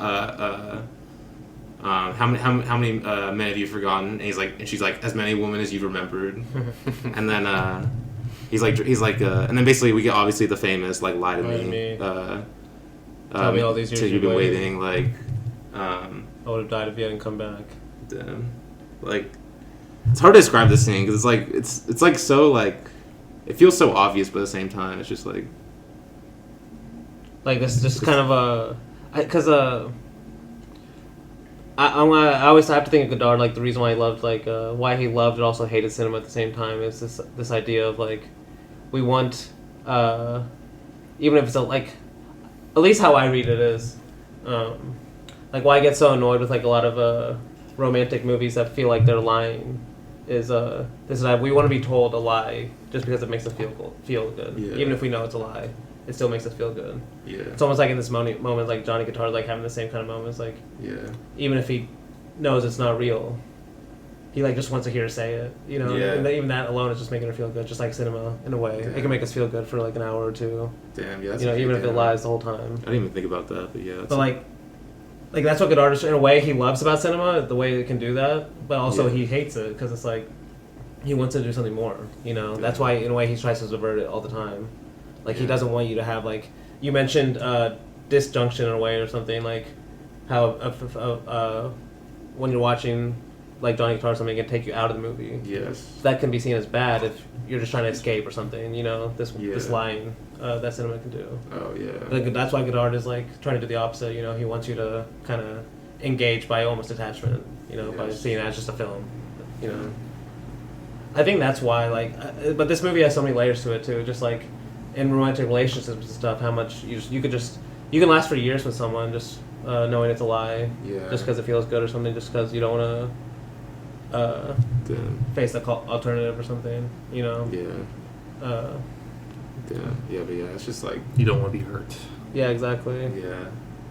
Just like you'd rather be lied to than to like face. I guess like it's just better. It's better like live on a lie in a way. I guess he thinks that like. Especially if maybe he has a certain image of her in his mind or like whatever, and like and basically The movie magic gets her to change. Mm. Or maybe just like void them. Like this is more like I guess the repressed stuff because like these are probably feelings that you like she's like crying in the scene too. She's like like once I would have crawled your feet to be near you. It's like I searched for you in every man I met. And then like he starts it's like Luke Van, you just said you just had a bad dream. We both have, but it's all over. So it's like I don't know. It's like the dynamics kind of switch midway through as well, and then like he starts talking. It's like Well, it's crazy because he's going on things like that wasn't you, that wasn't the real you. This is or like this is you and me here together or whatever. Oh yeah, then like he has that kind of this one like almost like magical film moment. You know where you like we're still in Vienna like 5 years ago. Well, it's like, you got nothing to tell me because it's not real, and it's like it goes into like we're on Vienna, we're on our honeymoon, it's our wedding day. The band's playing, we're celebrating because we're getting married. After the wedding, we're going away, and then like so laugh Vienna and be happy. It's your wedding day. It's like the way they're like moving. Well, the whole the scene is just choreographed like incredibly. The way they're just like moving in. It's like I think like in the quote I read about from the Portuguese writer, he said like the way the bodies move in this movie is just like so good. It's like I think of this scene a lot. Like, and then she finally I guess she ends it off by saying like I have waited for you, Johnny, and like you still don't really know if it's a lie or not too, which is funny. Like. It's like it's just up to your interpretation, I guess. Like, it's hard to talk about, but it's and like they like embrace, and like kiss. It's like goddamn, it's great. It is crazy because you're not expecting them to end together. Like the beginning of the No. scene and the way they're talking and stuff. Yeah. No, but the quote, or just him talking about, like, that wasn't the real you or something, it makes you feel the movie in the present, too, because, like, the present self is truly your only real self, if you think about it, I guess. Yeah. Or, I guess there's multiple branches of philosophy that I'll probably disagree with. He's like, But what do you think? But there are You're- multiple branches of philosophy that Yeah, agree you're gonna, with you're me, gonna, so you're gonna, no matter what you say, you're gonna piss off Exactly. some philosophers, all right? Like, So yeah, what do you think? But that is definitely a philosophy, is that the only real self is the self in the present, and you don't, like, what you did in the past doesn't Yeah. really matter. yeah. But that also lends itself to the detachment that you were talking about, because he's even telling her to detach herself from her Yeah. past. So Damn. Yeah, this thing is just infinitely mysterious. I don't It know. is. It's incredible. It's so good. Like, there's a reason why Godard just like always references the scene. Like, he's like playing. He'll like play the scene like in like a. I think he plays the scene for sure in the Image book. He also plays in Histoire du Cinema. Or he plays the audio. It's referenced in La Chinois, isn't it, or something? Or there's a line, Le Petit Soldat. Oh, they picked something up. Because he says like he's like when he's on the phone with her in that movie, Mhm. he's like lie to me, yeah, goddamn. But then we kind of see it's the next scene, them they're going to the bank now. You're gonna witness a bank robbery. Yeah, this is a great scene. Oh my It is a God. great scene. I mean, every scene in this movie is a banger. So It is referenced in La Chinois. I don't remember. Is it? the scene Okay. by this guy. oh, he does talk about Johnny Guitar. And apparently it's also in Pierre Le Fou, too, at some point. It doesn't surprise me. well, I mean, it is. I guess he does reference the name Johnny Guitar and Weekend, right? No, I think Too? he shows a clip of Johnny Guitar in Peter Le Fou, doesn't he? Does he? Because I know there was one of the movies we watched where he showed a clip from. You guys brought up that was from Johnny Guitar. Oh, I know we brought up the line of dialogue being from Johnny Guitar. I don't remember the clip. Because the only clips I remember him playing from Johnny Guitar are from Histoire du Cinema and... Or was it Goodbye to Language that plays it? Goodbye. I don't fucking remember. They all, like, they kind of Actually, Goodbye Language definitely has it, because I remember Joan Crawford being in that movie. Okay. So. Yeah, it might have been... I think he might still play an Image book, though. No, and, okay, because I went back my notes for Pierre Le Fou. Belmondo says they're showing Guitar, it's good for... Oh, yeah, that does happen at the beginning. That's the beginning, yeah. I'm talking about the daughter. This dude references it so much. Holy Yeah. shit. Because doesn't he references it Weekend, too? Because, like, don't they say, like, Weekend, yes. one of the radio stations, or one of, like, the... Johnny Guitar the- calling... It's the Yes. code, one of the code Yeah, names. one of the code names, yeah. God damn. Damn. Yeah, it's in the Image book, too. Yeah. Damn. Yeah. Those are just the ones I've seen. Dude loves this movie. You can tell. Fair enough. And the other... Oh, I forgot to bring up the Truffaut quote, too. Where he's, like, basically saying, like, if you don't like Johnny Guitar, like, you should never be allowed in a cinema again, or something like that. And I was like, yeah, fair enough. He has a point. But yeah, so basically, they're going to this bank. They're going to the bank, the one that like basically is about to get robbed. And like they're closed at the moment, but then like Vienna's like, I want to go and take out my, because I think are they planning to move away, or is it just she's moving banks, right? Yeah, because Yes. they've been threatened Yeah. for the 24 hours. Well, it's awesome, because she's just like, I'm withdrawing my money because I'm not going to do business. I did business with her brother, but I'm not doing business with her. Yeah. Damn. Yeah, 'cause I guess she has something to do with this bank in some way. And Well, they own it. Do they own? Okay, they own it. I'm pretty sure they own the bank. I think them. Which is basically like they own the town. Like, Yeah. And then we also it's an interesting detail too, because the bank tellers also have the green visors They do. as well, similar to the workers at Vienna's place. And then yeah, basically like she's while they're like she's waiting for them to get the money, the Dancing Kid and his gang roll up and basically rob the place while she's in there. She's just watching that. It's funny how like her and Johnny's reaction. They're just like watching them. Yeah. Johnny's just outside, chilling. With him smiling, Yeah, him smiling at Turkey, because like Turkey knows how good he's at the shop, but like I think he was asked like, oh, you haven't he's like, you haven't told them, him, huh? Yeah. That's hilarious. No, but Johnny's just watching too. Like, Oh yeah, he's just chilling, bro. He's just like, all right.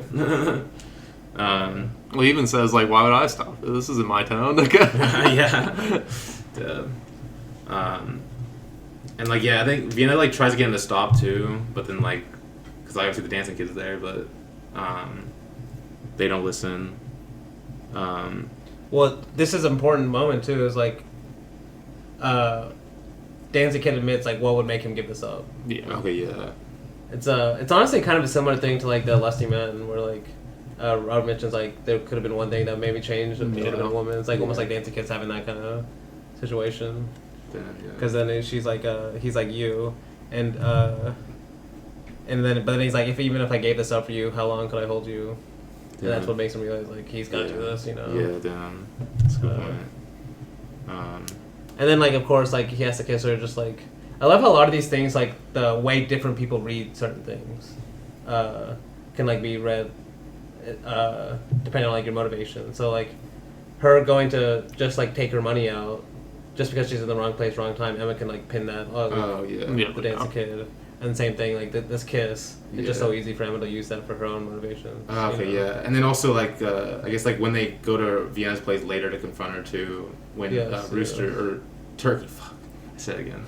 When Turkey stumbles out, that's like, oh, that's like a nail in the coffin, you know. Or, like, the path. They see a path from, like, their hideout to Vienna's, and that's how they put together. It's like, see, they had a connection this whole time. Yeah, that's too. Yeah, that's crazy. And then I think, we see both of them kind of leaving, and then we see like the aftermath. Because this is an important point. She actually gets to keep her money too. Okay, yeah. Which is like, it's maybe Emma's like kind of jealousy of like the Danzig Kid likes her, Vienna, you know, because like the Danzig Kid didn't even rob Vienna. Yeah. So it's like, in a way, obviously, it's so easy for her to like pin and be like, oh, see, they're working together. Like, why would he not rob her and like rob everything else? But it's almost just like, and she's kind of right too, because it's like the kid does like her. Yeah. Damn. And then because when Emma shows up to the bank afterwards, she's wearing the black kind of outfit with like the black veil too, which you see come back when they ride down there. I guess everyone might be already wearing. Yeah, Evan is already. They just came from the funeral, so. Yeah. And then obviously she's like still jumping it on and like, oh, they had to plan it together. Well, she's basically telling the bank teller what he saw. Yeah, like, Diana was one of them. Understand? Yeah, it's funny. And then that's when the guy's like, well, I did see them kiss her. I did see him kiss her. And it's like, oh damn, that's all she needed. Yeah, exactly. Yeah, and then we get the. And that's when she's like they're like the mob is like gathering and stuff. Yeah. And they're like, no, Emma, you can't come. You'll drag us behind or whatever. And so like a typical Western, I feel, or more like conservative Western. I don't know how to say it, but like a more typical Western, I guess. Yeah. That's when the woman would be like, if like Ward Bond's telling the woman they're staying back, she would probably stay back, or like she would have to sneak out later and like follow or something. Yeah. But this one, she's like, I'm riding with you, and I'll be riding first. Yeah, I was like, damn. Like she's not playing no games. Holy shit. Because like both the sheriff and Ward Bond tell her. Yeah, well, you could say that this is them trying to prevent what's going to happen, maybe, because they both know that she's the one that is wanting death for everyone, basically. No, but they say they're going to slow her down, though. I know that's what they're saying, but I'm just saying, that could easily be, especially the sheriff saying, no, you need to stay back, because like the sheriff's like, no, this girl's going to cause a lot of problems for us, man. Yeah. No, that's true. Because she's the one. She is the one that causes almost all the problems. Yeah. She's the one that gets the mob riled up. Yes. And then I think we see the great shot of Vienna and Johnny on the bridge. With the purple sky. Yeah, the sky behind them. Yes. The matte. It's an incredible shot. I think that's when he's like. She's basically conflicted because she doesn't want to kill her or anything, but she wants to protect her place. Yeah. And he's like, to fight, you've got to kill. I don't know any other way. Damn, yeah. And she's like, it was a mistake to send for you. Yeah. That's why we think it's like almost like a goodbye. Like right after this, like kind of reunition, we think we're gonna get this like goodbye. Yeah. Especially the first time I watched it too. Like I didn't think. Yeah, I thought this was like a kind of a goodbye. Yeah, even they were gonna see each other again. Yeah. So. Or one of us gonna die or something, you know. Yeah. He's warning her about the posse in the scene too. Like, and she's like, I don't want to leave, but I don't want to kill. So it's like, basically, you know, you're gonna die then. Yeah. You know. Yeah. And I think the gang is like they're riding away and they're getting shot at basically, and then this is when like Turkey gets shot, pretty much. Yeah. he falls, don't- and they they don't don't go back for recognize. Well, they don't recognize because he's in the back. He falls Yeah. off, Yeah. and they keep going, and they're like running to their hideout. Yeah. And he has to like he can't Yeah. go any longer, so he has to go to Venus basically. Well, they don't. They also don't go back for him because the dancing kid's like, we have to go back for him, and then the big guy says, no, he's already dead. Yeah, true. Yeah, and then we get a great shot of like Johnny walking the bridge, and then sees people come, like, hears people coming, and like goes under the bridge, and then like, and then we see like I think actually he sees something. It's actually Turkey, just like very like barely holding on, like riding the horse. Yeah, I just love the quick scene of like her saying goodbye to the employees too. Okay, yeah, the scene, yeah. Because the line where she's like, "If I'm not here, just keep wheeling and dealing." Damn. I love that line. Holy shit. Because there was like a quote at the very beginning where I was like, "She's a woman. She acts like a man or something." I forgot the exact. That's the quote. guy that stays with her. I'm pretty sure too. Yeah, I think it might be her, but he's like, "But I like it." He's like, "It's weird" or something like that. But I like it. He's like, I never thought I'd like working for a woman. Yeah. She also gives some money to Logan, of course. Yeah. And I don't think he takes it too. He like walks out without it. He like looks at it. He's like, nah. No dialogue either. So then we see. I guess Then we can see like. Oh yeah, she sees. I think. Yeah. Okay, this is when Emma comes across the bridge, and then they ride across it. And then I think that this is when they basically. They show up to because I might be missing stuff there with the riders, but we do get the scene of like her in the white dress now, which is like obviously like a very like eye popping moment. Like, well, the riders somehow found first- their way to first, the camp or the waterfall at the very least. Yeah. Because they set up camp there. They set up a lot of riders around there before they go back to Vienna's. okay, yeah, Or before Emma like convinces them all to go back.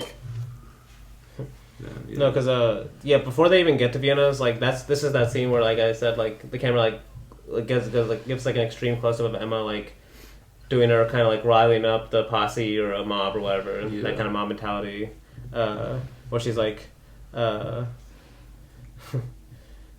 just have to read it because it's so funny. Like the way she's like smirking too. Like basically, Nicholas Ray must have told her like almost like tell like you're almost like joking, like almost like comic because it's like she's like farmers, dirt farmers, squatters. They'll push us out. Is that what you're waiting for? You're acting like she's some fine lady, and doing nothing makes all of you fine gentlemen. Well, she ain't, and you're not. So you better wake up, or you're gonna find you and your woman and your kids squeezed between barbed wire and fence posts. Is that what you're waiting for? Yeah. And the way she's like looking back, like scrolling her head while she's like, Oh my God. like saying it is just so great. See, that's why it's like you can read that the entire town is rich then because they don't want to be around farmers. Okay. Which is what the Old West is usually all about. Is these townsfolk are usually poor, but I don't know. I just don't see how they would be rich. Like, there's nothing in this town. That's like the whole thing. Like, I mean, it's I guess that makes the mob mentality even more stupid than in this movie because like. well, yeah, why would mom they- mentalities are stupid. It's like, Yeah. no, No, they they are are, projecting yeah. in the first place. I'm just saying. It's I guess that makes it even more stupid in this movie. That might that's be what just he's true. saying, It's like you know? no one wants to lose their way living. I guess like. Yeah. That's They're like at least scared what of she's. change. That's what she's. And like you can just say like, oh, your kids are gonna be between barbed wire fence. Like you don't know what's coming. Like Yeah. a lot of these same kind of fears are always played on. Yeah. And then like that's before they arrive too. I want to point out is this like great like slow moment of Vienna lighting all the candles that are like light up the ceiling. Because it's almost like poetic. Like she lights them, and then Emma's the one that shoots them down at the very end of the scene. Yeah. To like burn down the place. Damn. Yeah. It's like because they've been like marrying each other the whole movie in a way, Yeah. Uh, Because I mean, obviously, like white and black, they're Yeah. wearing. yeah. And like I think, I don't know if it's it is kind of like a wedding dress too, which I don't know if he's like what you could probably like read something out of that, like, or like in a way wearing like a wedding dress to a funeral in a sense or something like that, like. Is it a wedding dress or a nightgown or like just a really big? It looks It's like just I a was nice thinking, white dress. it like gives off the vibe of a wedding dress to me, like. Cause like I feel like that's what I think of. It when I gives think off of, the like, vibe of like a sacrificial lamb to me. Yeah, that's So- too. Like that. Interesting. I just see it from her like she seems like such a bold person. Like she would do that. Like it's almost she's kind of aware of what's going on too.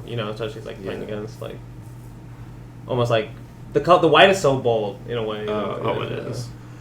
So yeah, especially whenever you see the piano in the background, yeah. also like the rock wall or something. I don't know. It looks like a rock wall, but it's not probably. Yeah, it's such a fire. Like, the decor in this movie is incredible. Oh, it's great.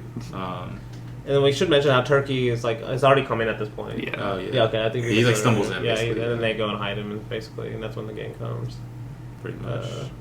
Yeah. Oh, and the piano she's playing too. Yeah. Damn. The same sad song. Damn. Yeah. And then basically they're confronting her, and then and then like basically like she's like, there's no way you I did it, like she's like defending herself, and then she actually mentions she's like I know and I know you know I'm innocent, yet you stand there in your funeral clothes, you like vultures waiting for another corpse. I love that line. Right on. And then like while she's like, why you miserable, you hypocritical, and then like they see basically the body falls out. Yeah. Turkey's foot basically. Yes. Oh, I thought the whole And then body they like fell turn out. over the thing Oh, and then okay. like get him basically. Yeah, it's And they're like, damn. And then basically like they basically make him lie really quickly right here, like It's crazy. yeah, like Because- basically Vienna lets her in a way. Well, he looks back at her, and this is more of like, I don't know, like maybe more of the mother thing, but he's like, what should I do, Vienna? Yeah. And she's just like, save yourself. No, it's that goes with the sacrificial things, like Yeah. you're saying too, because that's what I was saying. Like she seems to be the kind of moral high value, kind of I guess the hero in that way of the movie is like Yeah. she has some kind of standards, obviously, Yeah. because it is she could have said just tell the truth, but she says like save yourself, so just like almost sacrifice. Yeah. Yeah. No, it's a good moment. Then like And then of course like the mob just like break their promise right away anyway. That's we'll crazy. hang you both, and then Yeah. the kitchen guy, the Tom guy, Tries to stand up for him. and for then her. he gets shot basically. Well, he shoots the marshal too in this scene, which Oh, is yeah. like well, the actually, only... we should mention how he says it to like save. She's like save yourself, and they're like I think it's Warpond's like you don't even have to say it, just nod. That's all you have to do. Yeah, damn. And he nods just like really quickly that she helped, and that's like and that's when all this that's when all the chaos starts. Yeah. And it's so funny because then Emma's like, you heard it from Turkey's own lips, man. Like literally right after, because like technically he never said anything. All he did was nod. Yeah. So the fact that she says that is just so funny. Yeah, so damn. Yeah. Like chaos ensues. Like, Well, see, like the marshal is also standing up for her at this point too, because he's like not going to let them take her at the very least. I think.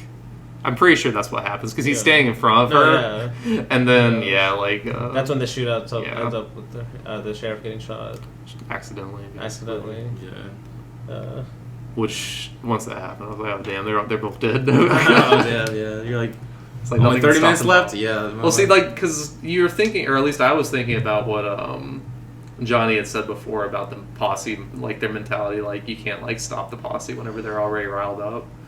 But it's kind of like shown in this movie that that's not really true. Yeah. Because the posse is not, they're not really okay with this. Yeah. I mean, they're okay with it because they're still doing it, but they're not going to actually be the ones that like pull the trigger. Yes. Per se. Like they're gonna make Emma do it. But... Oh, 100%. at least for the woman. That's Yeah, why at like least for these the woman. they're willing to do it for Turkey. Well, they're willing to do it for Turkey because they also all believe he also killed her brother still. Mm. Like they don't think Vienna's they know Vienna's innocent, so they're not okay with what's happening. Then they like take him out, and then obviously we get the iconic shot of a moment of like when she shoots down the chandelier to burn the place, and then we get the when she goes out, and then you get the close up of her like smiling really greatly, like really close to the camera. She's like such an interesting close up too, because it's not like she like moves towards the camera and then eventually like lands on the camera. The camera doesn't move basically. Mm-hmm. It's like a she does the close up herself instead of the camera. She walks towards the camera. Yeah, she walks towards the camera basically I see to do it, and it's really interesting. Then then like the place is burning down, and then like obviously like Johnny, she's about to get hanged, and then This is like one of the coolest just sets for me. Honestly, is this under the bridge lynching that's happening? Like it's. I don't know. Yeah. I was watching this scene. I was like, "Holy shit, man! Everything in here looks immaculate." Damn, honestly, yeah. Just like the way the way the space is used too. It's like for the escape as well, and Johnny's is disconnecting the rope, and then basically she's on a horse pretty much. Yeah. And then I'm also talking about the writers. She calls them vultures. Yeah. Earlier, and they literally look like vultures waiting for corpses in this scene. Honestly. Just standing around. Damn. I don't know. It just looks amazing. 100%. Yeah. But yeah, John, and then after he disconnects the rope, she starts riding, and then he gets her on his horse, and they they both get off, right? Or well, first there's a long, kind of tense moment of she's offering people $100 to do the execution, because no one wants to do it for a woman. Then someone's War Bond's like, you'll have to do it yourself, Emma. But then she's so willing to do it. Yeah. But then she cuts it, and that's when I think Johnny Guitar. We don't even see Johnny Guitar really doing his plan until it actually happens. Really. Yeah, you kind of see him he's he's gonna do something, maybe try and do something, and then But then it happens so fast. Yeah, that's crazy. It's so low key too, just they don't even realize it happened for a second. And then the horse rides off, and that's when they go. Yeah, and then they go into the. I also love this. There's this great shot of all these horses in the black riders above them as they're hiding, and he's wearing the brown jacket and she's wearing the white, and they're just crouched down. They're just little colors. Yeah. Well, and then you see these black waves. And he's hiding the white dress because he's laying on top of her basically. Because the only reason we can see her is because he's shooting it from below. Yes, exactly. But Johnny's making sure that they can't see her white dress because the white dress sticks out obviously. No, that's why they have to. She's you have to go and change. Yeah, you need to go change. They go the underneath the thing. Which the mine shaft or something. The cellar. Yeah, the background too of the meat cellar or something, right? It's a cellar, but I think she says it connects to the river too because she says we can't hide in here for long because they know that this has an exit or something. Yeah, she says, No, the background of the building catching on fire looks amazing too. They go underneath for her to change. You mentioned Emma's reaction shots to it, but Vienna also has some reaction shots watching her basically life burn down that are really sad before the lynching happens too. Yeah, when she's tied up on the horse. Yeah. Oh yeah, for sure. That's crazy. They go underneath the ground. Vienna catches dress catches on fire because a falling wood plank thing that they had put out basically. Also, Johnny's this is the first chance I ever had to be a hero too. When they got down, first chance. She's why'd you come back for me? First chance I ever had to be a hero. Couldn't pass it up. Yeah. And that's when he's asking her about the dancing kid too. Okay. Yeah. Because he's actually basically saying very similar things Dancing Kid was saying earlier. He's I only know what I saw. He didn't act like any stranger. And she's I never said he was. And he's or even a friend. And she's he was more. And then he's now tell me it was all one-sided. No, it wasn't. But I never lied to him. He knew there was someone else. Okay, yeah. And then he's how do I know? How do I make sure? And she's if you're not sure by now, telling will help. Damn, yeah. I like that line too. I think it's a really good shot too because I'm pretty sure her mouth is covered and it's just her eyes that are. Yes, no, I literally have my notes. It's one of my favorite shots in the movie of her face is half in shadow and you just see her eyes. Yeah, you mentioned how much Nicholas Ray loves his eyes. Yeah. Because it's also perfect for the scene because she's telling him won't help and it's just the eyes looking at him. It's damn. Yeah. I mean, I have to read this quote that Nicholas Ray talking about actors and how he wants them to rehearse and stuff, and it's about the eyes because and it just makes me think of the scene too because it's honestly one of my favorite Ray shots because she's wearing the red and then just her eyes and this is the vulnerability I was talking about because for the most of the movie she's been very hard exterior and it's this moment she's if you can't tell by now I'm in love with you then it's there's no point and the way she's looking at him it's very soft she's very soft soft eyes you know and so he's the first time a cast assembles to read through a script I don't concern myself with whether they get the words right or not. I want them to make contact with their eyes. I want to know they're talking with each other. I'll stop the reading 10 times on a page if the actors aren't looking at each other. This is particularly important in film, because in film the eyes are such very real and visible facets of the human being, while from the stage they're just blurs to anyone beyond the 8th row. Damn. And you can tell in all his movies, such a true thing. He's just so focused on that aspect of film where you can kind of get close, like you said, like with Emma earlier, she walks up to the close up, you know, and you see her eyes that way, like all the different ways the camera can get close to your eyes, you know, it's like it's part of what makes it special. I love the Ford quote. That's like if I don't have the eyes, I have nothing. Oh yes, damn. Like, or if I don't see the eyes, I have nothing. Yeah. Damn, true. Yeah. Yeah, we see them kind of like escaping. It's kind of a Looney Tunes ass escape too, because like they're like, having to go through all these different environments too, like through the forest, swim through the lake, you know, through the waterfall. Like it's like crazy, like how much like it's like these little obstacles they have to go through really quickly. Because they're going to basically the hideout with the Dancing Kid gang. Basically, there's another thing I think that happens earlier where they're talking together about the Dancing Kid, and she's like, the two of you under one roof together, it's not, the only one's gonna come out or something like that. Like she's like, only one will last long, and then he's like, are you worried about me or are you worried about the kid? And she's like, I think you know. Because that scene's also basically replayed whenever they get there. But yeah, pretty much. But yeah, then they basically walk up to the hideout. They're like, what the fuck are you doing here? Like, they take them in, have some reluctantly, I would say, because they definitely still like obviously do not like Johnny. And he's like, even then he's like, I'd like to thank you for helping Vienna. And he's like, I didn't do it for you. Johnny said that, and then like he's like, I didn't think you did. They're like guarding the place, and then we get a scene of them talking again. That's where they find out Dancing Kid finds out Turkey died too. Yeah. Okay, yeah. And there's also like I'm not scared of you. I'm scared of you now that you have a gun now. Like he's like more cautious now with him. We also learn that like it is also revealed that he's Johnny Logan's. We kind of mentioned that before. Yeah. And also the great moment where he's like wants them to shake his hand or whatever.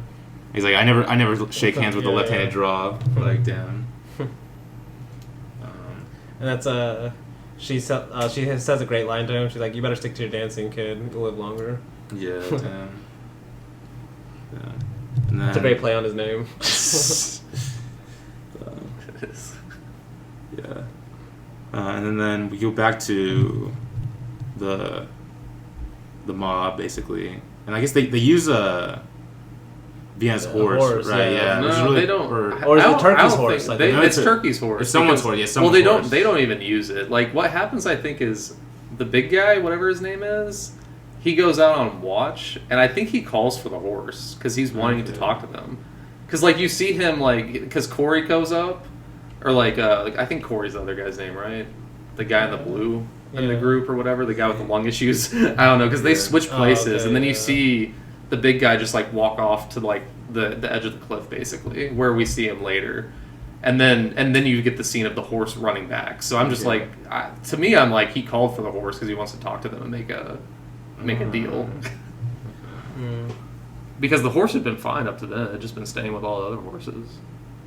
That's true. Yeah, that would be. I don't know. Yeah, but then they kind of go through the exact same route that Vienna and Johnny just went on. Well, and they get stopped at the waterfall. Yeah, that's true. Only Emma comes in and they make a deal. Pretty much. And then we go back to the three in the cabin, and it's definitely getting more tense because I think Johnny pulls the gun on him, and then Vienna tells him to stop it again. And then I think that's when Dancing Kid leaves too. I think. Okay, Dancing Kid leaves. Okay, yeah. And then she says, "We've both done a lot of living. Our problem is now how to do a little more." Okay. Yes. I think that kind of goes to I love that line because I think it goes to what Blake was saying about this idea of the present being your only self in a way. I wouldn't say your past completely doesn't matter, but this idea of the present has power to change your past. You know, this idea of that's why I feel the ending is such a miracle, and I love it. It's it kind of has a Journey Daily vibe too. Okay. Of starting brand new. I honestly believe this one more. Like, I mean, more cynical. Damn. But this one's like, this idea of starting new, even like everything's burned down. Yes. But yeah, Okay, yeah. And then we're basically gonna get the final shootout and stuff. the bar basically turned like since he starts to shoot the dance. He like wants to point his gun at the dance because he basically made a deal with and they're overhearing him. Yeah. And then well, it's great because Johnny saves him. yeah, oh yeah. Also- Johnny's the one that like catches him and like wrestles with him and then shoots him. Yes. And he's like, damn, best friends now. Best friends now. From enemies to lovers, those two. And then Bart like basically misses Johnny like once or twice, and then Johnny shoots and hits him like basically every time. Yeah, that's kind of funny. It's kind of like a callback moment to when they originally fought too, because they didn't have guns that time, because like Vienna told them not to keep their get rid of their guns, or Bart get rid of his guns, basically. Yeah, and then obviously we see. Like Emma goes up there, and then they have like kind of their final like. That's when the mob is like, or I think it's War Bonds like the boys have had enough killing. Yeah. If they're fighting on ours. Yeah, damn. Like leave it up to them now. Well, because like whenever she made the pact with Bart or whatever, it's basically just her now. Yeah. Because like I know like Bart, his body falls and like the posse sees it and they're like, well, I guess there goes your option or whatever. I don't know. They say he says something to her about that, but Damn, yeah. and then she has to go in by herself. Yeah, and then like I love the location of this like standoff so too. Like the canyon matte painting behind her is just like it looks so good, especially with her fit on. It's crazy. And like The way she kills the kid is just so fast too. It's just like bang, bullet right in the because head. she like shoots I think she hits Vienna in the arm or whatever. Yeah, she gets Vienna in the arm. And then like Daisuke runs and then she shoots him and then Vienna like kind of sits back up and then shoots Emma and kills her, basically.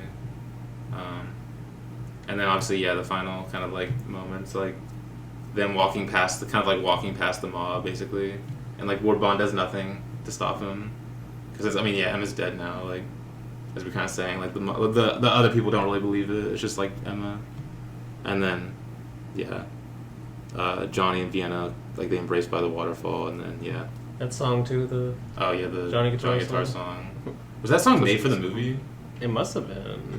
It might not have been. I don't know. Yeah, I don't know. It could easily It's a be an Peggy old Lee song. song, I know. Oh, yes. It could easily be an old one. Yeah, but that's Johnny Guitar. One of the great movies. films. Yes, For yes. sure. It did live up to the hype. Yeah, no, we definitely hyped it up a ton, but it was deserved for sure. But that's Johnny Guitar. So much for like a movie that takes place for like 3 days? Or Yeah, something? right, like 2 days, really. 2 days, yeah. It's like, Yeah. Like it literally is about 100 different things, man. It's Yeah, insane. honestly, whatever you want it to be.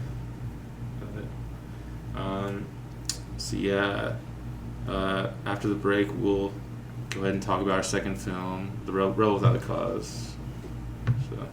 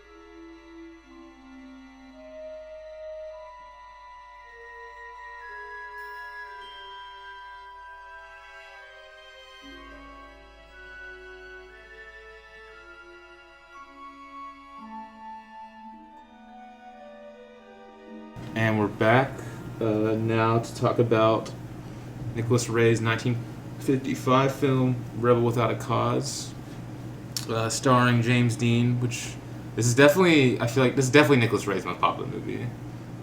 It was basically like I feel like the first time you hear about Rey is because of this movie. Yes. Which, I mean, obviously a large part of that is due to kind of James Dean's, like, mythology, I would say. So, yeah. And also, this is the first film we're talking about where both of you hadn't seen it. I feel like, I'm pretty sure everything we've seen before, Danny had at least watched before. And then now is y'all two, or is this your first watch? So, which is kind of crazy. Like, well, I guess not for you because you didn't really watch any, but, like, Danny, like, just... He was very, let's just say, he was very pessimistic about this movie. I don't know how he feels about it. mean, You're like, oh, I don't know. It's like it's so popular.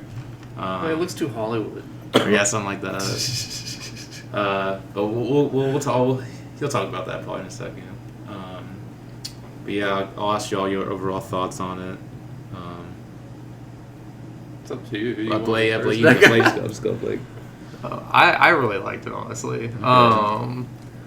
So watching this, I can't help but not think of Rebels of the Neon God. Obviously. Like that's the mindset that I went into this with because I couldn't help it. I've seen Rebels of the Neon God like 6 times. It's the first time I've ever seen this movie. Yeah, it's definitely. I definitely took a lot of themes from it for sure. Like especially the idol theme, like this, like idolizing someone similar to your own age. Yeah. That. I mean, I think James Dean in this, he deserves to be idolized. Okay, yeah, I mean, I agree. More so than Psy's character, but or the character in the Psy movie, but like I was also watching it and I was like, when is the family going to come in? Because that's a huge thing in Rebels of the Neon God. It was like the family dynamic, and then I wasn't expecting it to be like Jimmy Dean's or James Dean's like like his family dynamic. Because like Kong's character to me in like this movie, if I was to like say it in those words, is he's both of them. Yeah. Like he's both James Dean and the young kid. Plato? The kid. Yeah, Plato. Okay.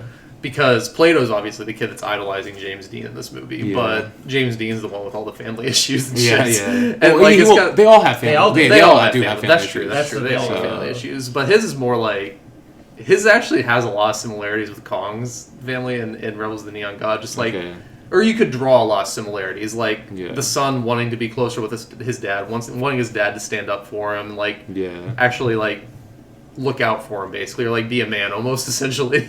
And then you have like this strong-willed mom that always steps all over the dad and stuff like that. Like I don't know, it was interesting watching it from that angle, but it's also like I really had fun with it. Like I already mentioned that I wasn't expecting to like the fucking dickhead that dies because he actually ends up being like not that bad. Like he's just like at the end of the day, these are all kids. Yeah, they're all kids. And that's what like Rey I think is trying to tell you. Like these are all kids that society has pushed to like this point as, in some way. Like it's like you can't really tell exactly what society's done, but it's just like each one of them, like we've all like you guys have said, it's like they all have family issues basically. So this like even the society, it doesn't have to be like society as a whole, but like a generational thing too. Like it's a huge thing. Like the kind of like a generational gap between them and their this new age also like they're kind of lost in a sense. I mean, it's the 50s. So like this was like it's crazy looking back. It was a newer form of morality was coming about at this time. Yes, so. 100%. But no, I really loved it. I actually really did love it. But okay, yeah. I mean, and the planetarium shit goes on. Oh, I mean, oh my god. Yeah, oh my god. But, all right, Danny. I also liked it. Okay. I wouldn't say I loved it, but I liked it. It was more like kind of. I don't know. I would always make suspicious how popular this movie was. Just compared to like, and so I was always wondering why. I kind of see why, because it is like a little more. I don't know. Like maybe the emotions are a little more clear than maybe some of the other Rey movies. Like compared to Johnny Guitar. This one is kind of a little more. Yeah, I guess that's why I put emotions are clear. It's not necessarily bad or good. Okay. And like, I guess there's a little more melodrama here too, in a way. But then at the same time, like, why I still like the movie a lot is like, and why it still surprised me that it's kind of popular is like, the way the family dynamics are really interesting. Like, especially for him, like his with the parents and stuff. Yes. And like, this idea of parents doing everything right or whatever, but like. not really even like paying attention to him in a certain sense. I don't Yes. know, like I don't know. Well, It's kind of a I love it because, like, I think one reason why I love this movie so much is because it's literally just about it's a family drama. Like, it really Yeah. is. Like, it's about parents and their kids. Like, or that's one thing it could be about at least, and that's a huge theme in it. But they literally, like, he literally tells the mom later, like, stop running from me. yes. Like, it's I don't know. I eat this shit up. No, and like also like when they're like when the three like kind of like become their own family in a sense. Like I feel like that's a side thing, right? Too. Oh, Like, definitely. Yeah, for 100. sure. Oh, that was like why I was trying to like I was trying to find something to say about that because Yeah. like the ending of I Don't Want to Sleep Alone or something. honestly, it kind of feels like that, but that one's more like that one's more sexual with all three. Okay. I'm trying to think I of don't one see- that's not like. I don't see that that's sexual though. When they're all sleeping at the end. Oh, the I'm just bed? saying they've all On the had, bed they where all they're, have like, sexual floating? feelings for each Oh, other. yeah. I'm just saying because this Yeah. one's more like a mom and dad and a kid. Yeah, mom, dad. Oh no, that is true. Yeah. That is true. Because that's also true. like I feel like a lot of Ray's movies are also about kids having to grow up too fast. I mean, Johnny Guitar literally has the quote of every man deserves to be a boy No, we for a little bit. we like- really brought up Los Soldados in relation to Yeah. They Live by Night. So But like Yeah. that's another thing that you could easily draw into like that is like these Yeah. two kids are having to be the father for this kid. Like they're having to Yeah. act like it at least, and they shouldn't have to do that. yes, But- yes. Yeah, do you? No, but yeah, I really liked it. I love the red, like the use of red here with this jacket. Yes. I don't know, maybe kind of just like it has the same kind of real time thing as the other movie does. Johnny Guitar, both of them. I'm kind Yeah. of saying like the long opening scene, and then like kind of just real time. Like everything happens pretty quick. Yeah, you know, pretty much. Yeah. Like it just takes place around the event of the guy dying. yes. And like a lot of the whole like chicken thing is like kind of inferred the same way. You know, you Yeah. have to like we never really learn what happened. Hey, Well, I think it's like his like sleeve got caught in the door handle or something like that. No, I'm saying No, what happened before, yeah. Why? Before, Yeah, okay. why they had to move here in the first place. Okay, I see what you're And saying, why yeah. this like mom is like really so quick to move. Apparently, if you ever called Nicholas Ray a chicken, he would knock the shit out of you because he's had a lot of movies where people have been called Yeah. chicken and then they just knock the shit out of people, Yeah. or they get really mad. Yeah. Yeah. No, but and then James Dean, like I was mentioning, this kind of vulnerability of yeah. actors, and like he has that same kind of thing in this movie. Like Yeah. even James Dean's name is now popular just because like he has that kind of charm to him. You know, the whole jacket. It's and like, the, it's like an icon. yeah, as an icon. But then like he has that kind of side of like there's like great scene where he's like shirtless, like talking to his dad, Yeah. like asking like what it is to be a man and stuff. Yeah. And then like there's other moments where he's like crying, like I don't know, just like very. I can see the kind of tough side, like why he would become like a mythic figure. Yeah. But at the same time, he's like, it's a lot more like he's a lot more. I guess like softer than I expected. Okay. You know. And you like that? Yeah, Like yeah, I softer? liked it. And his face had like, I don't know, he has an interesting face, I guess. Oh yeah, for Oh, sure. beautiful face. Yeah, Like, yeah. Because it's funny, I always thought of like when I think of James Dean, it's funny because like this is just like oh, no. the way I've watched films. When I think of James Dean, I always think of Badlands. Okay, Martin yeah. Sheen, who's obviously doing his like James Dean impersonation. Yeah. Okay. But that's always coming because I've never seen it without a Yeah, context. oh my So, God. I can see where that comes from, and I can see like why this whole thing. Yeah. No, it definitely, and I say that definitely helps carry a lot of the pop. I mean, maybe it's the driving force behind like the popularity behind this movie. I feel like, Yeah. 100%. Because I still think this is very much a Nicholas Ray film. Yes, Like, no, that's what I was 100%, saying. like- Especially the whole we talked about the whole society, how it like kind of treats kids, Yeah. makes them grow up. Bro, Rebels of the Neon God is a side movie that has the fucking this threesome with Yeah. the two kids acting like the parent for the guy that gets like beat up at the end. Basically. Okay. Yeah. Damn. Where he just wants like a hug from a woman or something. Damn. Yeah. Oh my god. Damn. But yeah, like I'll just quickly say, like, yeah, I love this movie as well. I mean, because I picked it, obviously, but like, I honestly hadn't watched this movie. This is my first. Wait, was this my first Ray film? Yeah, I think this might have been my first Ray film, but I think I watched this before I even like really knew who Ray was, and rewatching it, like it definitely is good. It definitely, now that I know who Ray is, it even got any better. It got better for me for sure, because I don't think I like loved it my first time watching it. But yeah, just like along with like everything you guys said, like about like them kind of like being kind of this like lost generation and such, like James Dean's performance, like this idea of like the family. Which also I should probably mention, like this kind of like I don't know if we've seen yet Ray talk about, because Ray, a big thing about it too was the nuclear family and kind of like the dark sides of it, which this kind of like goes into that, I feel like, and I feel like, and we're gonna talk about more with Bigger Than Life. Oh yes. So like you can definitely tell the seeds from. Oh, I was thinking of this. There's certain shots in this movie. Like when he's talking to the parents on the stairs, and it's like a Dutch angle kind of shot. Yeah. It's Bigger Than Life has. One of my favorite shots is whenever James Dean's laying his head back like this, and he just Oh, watches his mom on the stairs, and the camera just turns. Yeah. Oh my God. That's what I was gonna say. Like this movie has a lot of some of his most interesting like formal decisions too. Like he's getting pretty crazy at points here. Like my mind immediately like jumps to like the planetarium scenes. Like So good. oh my God. Yeah. Planetarium also has a Ray, the same wedding guy. Wait. Oh my God. Yes. He's like way older now, but it's the same guy yeah. from Day Live by Night. Damn. The guy that runs. Oh the really? planetarium. Damn, I didn't realize that. Yeah, this guy Ray obviously loves this guy so much. Yeah. I just love like he's like.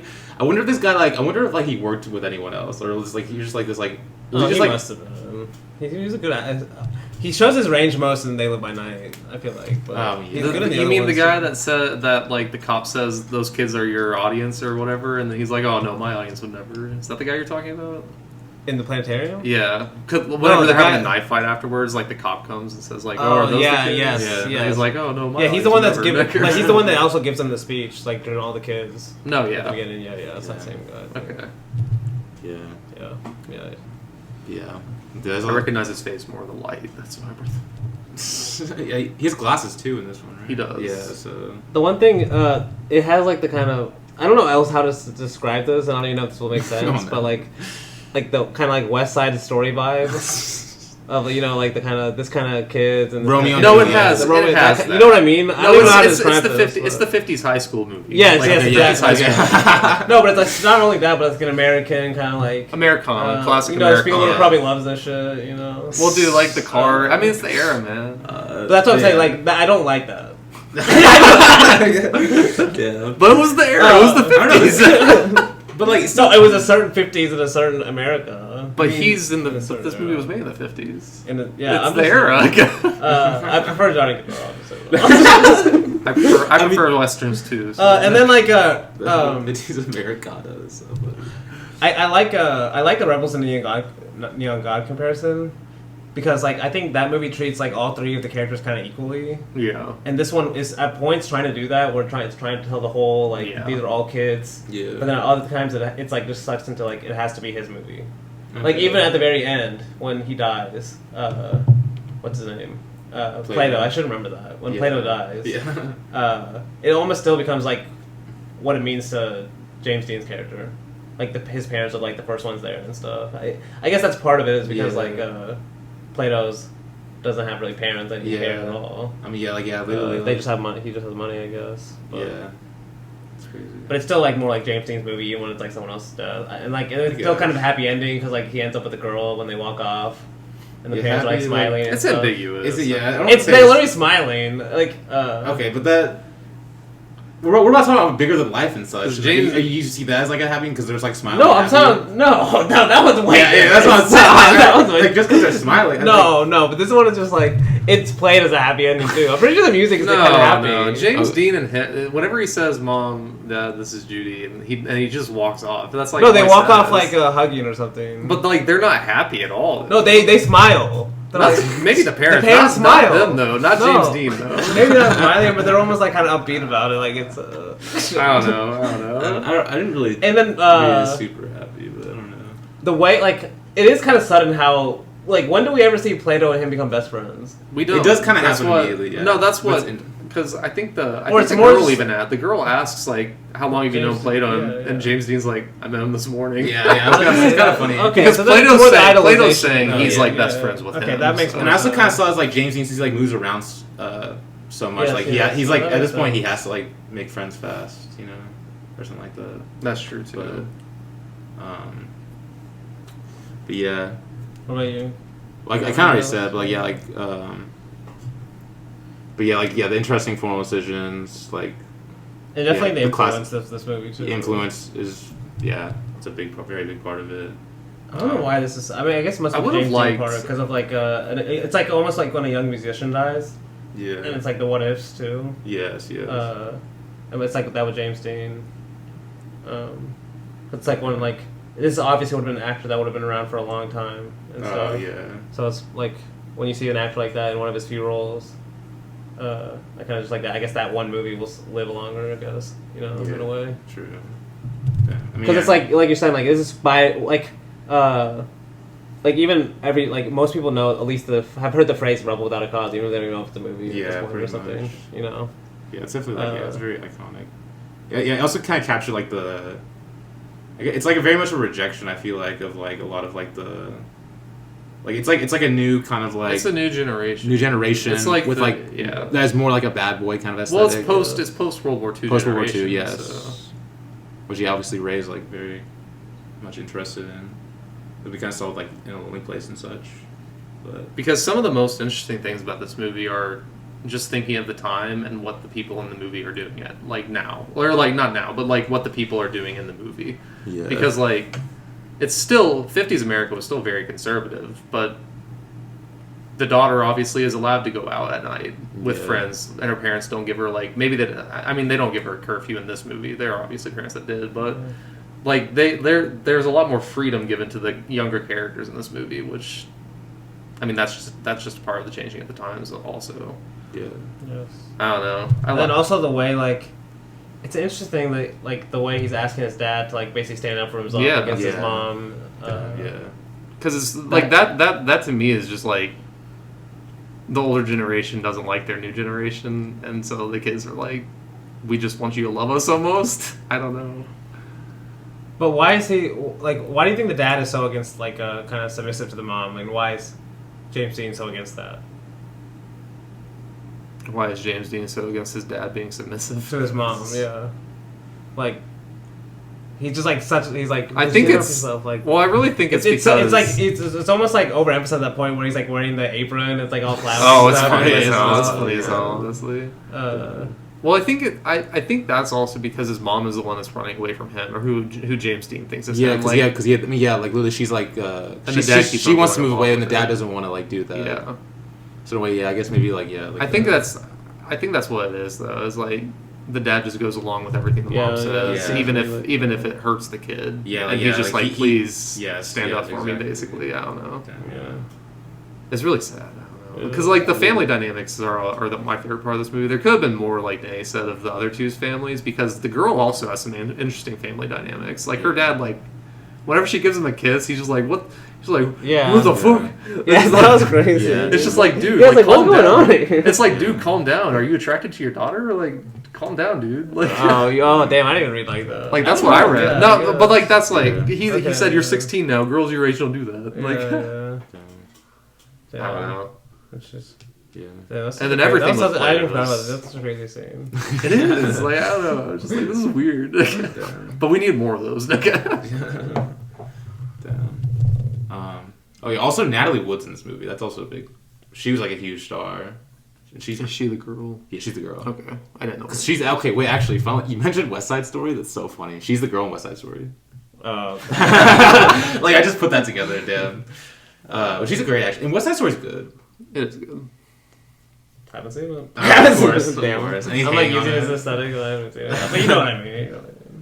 Kind of. I mean, It's kind of musical where they're like in a line, kind of like a diagonal, and they're all like approaching the camera and like dancing the same way or whatever. I guess this one's not a musical too. That's what I like about it. and I mean, it's like it has like the high school kind of like old high school aesthetic, Yeah. but like it does go away from like It's a dark movie. Takes, yeah, it takes very dark departures movie, from that. No, it Especially still when they go has to the Ray. That's why I'm mansion. like, the villains that end up you liking more than you're gonna think, that kind of thing. Yeah, I wasn't expecting that at all. That was a complete blindside for me like whenever I actually liked that guy. I was like, my what favorite part of the movie is when it's just like a Fast and Furious movie for a little bit. Yeah. Someone's got to play invented the Fast and Furious genre. Yes, someone's got to play like the Fast and Furious music over that scene. But yeah, we can go ahead and get into it. We kind of already brought up before like the opening scene of this movie. That's really interesting. Kind of similar to Johnny Guitar. It's like the long ass like one location kind of like scene because this is like a. I mean, this is kind of a really good way of like introducing the characters, but still making it seem like it's natural the way he does it. Because it's like they're all kind of like in the police station, but like he like introduces them, but also like their family dynamics too. Like I just love the way he does this. It just feels seamless to me. Because because James Dean gets arrested for public intoxication, and he is drunk. 100%. Yeah. No, yeah, he's like, James. I mean, did we mention James Dean's performance is really good? I don't know if we like explicitly stated it, but it's very good. It's fantastic. Like, Danny might have explicitly stated it. Did you think his performance is good, right? I like it. Okay. They say like the vulnerability. Yeah. Okay. And yeah, like Natalie Wood's in there. I forgot. Wait, what was? I guess she got picked up with the other guys, didn't she? Yeah, because she's basically saying like, don't call my, or you can call my dad or something. But no, Judy was curfew violation. Yeah, she and then Plato was like. Plato was like he like killed like a litter of puppies or something like that. Like that's pretty good. I was like damn like, but like it's so, like that's the first thing you hear about him. But then you grow to like, he obviously like grows sympathetic. Like you just like once you learn like. His family situation. Yeah, his situation is like okay. It's just a wild thing. Like what's like one of the first things you learn about a person, and it's like you end up like liking him at the end. Like, but yeah, like you should mention just the opening shot too. Of him like going to just like sleep next to this monkey. Oh, toy monkey. Yeah, it's like over the credits. Yeah, with like the trash on the ground. Yeah. Like no, that's crazy. So so James Dean, he gets like brought in, and then like I think Natalie Wood's like complaining about to like the detective about her, or the police guy to, she's complaining about her father and how he treats her, because I feel like it's like he like is like mad at her that like he's like kind of he just like isn't she like something about like him being mad at her just like because she's not a girl anymore or whatever, like she's like grown up now. And like has her own like ambitions in a way, like he's wanting to suppress them in a sense. I feel like that's kind of like basically what it was, what she was complaining about, and like why she has like this disconnect with her dad. And then we get like James Dean being funny as shit on the chair when he's like, he's like imitating the static or something, like the police siren or siren. Is it police siren? It's a siren. Oh, it's so funny. It's like, and they tell him to cut it out and stuff, and he like won't listen. It's hilarious. And then like you slightly get introduced to like then Plato as well in the scene. Yes. Because he gives his jacket to him. Yeah, gives his jacket to him. Which comes back also. Yeah. Oh yeah, that's a touching scene. Damn. And then the parents come in. Okay, yeah, the parents come in. Well, it's her. Wait, her parents get called, right? They call her the phone number that she gave them, and then they were like, "Well, we called your mom," and then she's like, "You called my mom?" Well, I don't know. You said you called my dad. I'm assuming because the mom might be stricter on her on the curfew violation. Maybe. But then it's like teased later that the dad is like we don't even see the mom do anything in the rest of the movie. Yeah, I know. I mean, the mom seems nice. Yeah, she's just so mad about it. For this I don't know. I feel like something got cut. No, probably from the movie. Like maybe might have. Because it's like, especially like I was thinking about her character really just kind of falls off, like her backstory by the end of the movie. Yeah. Yeah. Then we get Plato having the getting interrogated, and he's like, this is where we reveal like he has like no family basically. Well, there's that great shot too. I think like parents also have come in at this point. Yeah. Yeah. And it's almost like this is where he gets like the kind of expressionistic Nicholas Ray, where he's like James Dean's like standing right above, like he's standing on something, and he's like looking down almost at at his parents, and then he's like, it's almost like surrealist in a way too, because he's like, "Come, you're the king now, Dad." He's like trying to get his dad to like stand up on it or something. Yeah. It's very weird. It's like really weird. Yeah. Because he uses these kind of angles with his dad when he's like talking to his dad multiple times. Oh yeah, no, that's great. Like he also like he does the thing. He like sees them like arguing through the door. He like spins that thing like goes round and round. That's like crazy. Like Oh no, I like that. yeah. It's yeah. But yeah, then like I guess he gets interrogated too. And like yeah, and like basically the word basically he's like just like telling about like how like as we talked about, his dad doesn't stand up to his mom basically. And then I think okay, and then basically I think that's like around the end of it because then they leave and then it's the next morning where it's like basically his first day of school because he's like because I guess I don't know if I explicitly mentioned it like he basically like his mom keeps moving around basically. It's like every time he causes an issue, they just move. Yeah, pretty instead much. of dealing with it. Yeah. But yeah, there's definitely Running away. Yeah. It's crazy. And like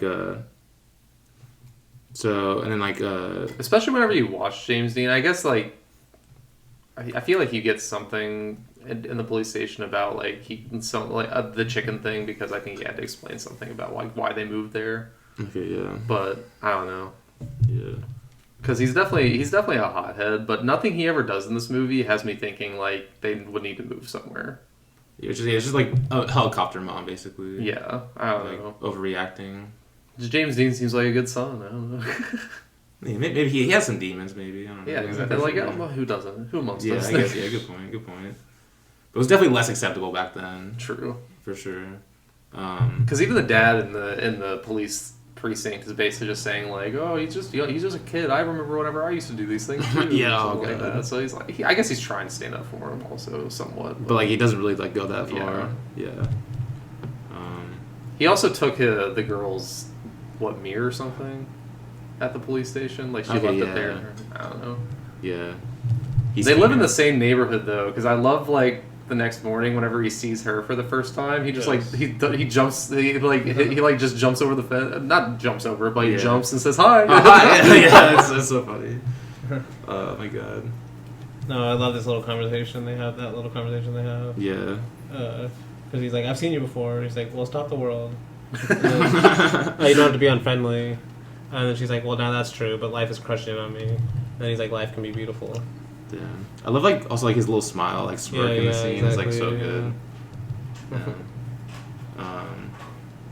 It's like this one, like this little conversation, almost like they know they're in a movie in a way, like the way they're talking, almost like theatrically or poetically, I guess. I feel like there's a lot of Ray films. I feel like you do that in general. Yeah.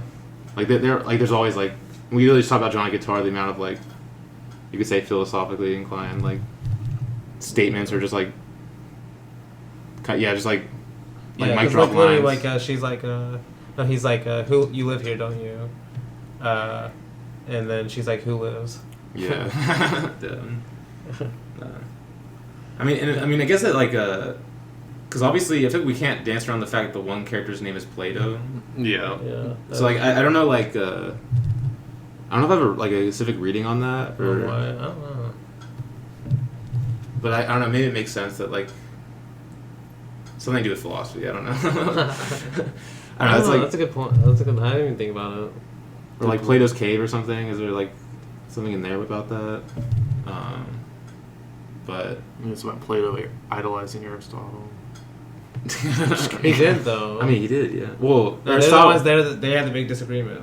Yeah. Was it Aristotle? No, Socrates. That's how it's taught. No, yeah. Well, yeah. No. Did he idolize Socrates? Which one is Plato's like Socrates? Plato wrote all Socrates' doctrines. Plato's the student of Socrates. Aristotle was the student of Plato. There we go. But Aristotle is basically taught or seen as disagreeing with Plato.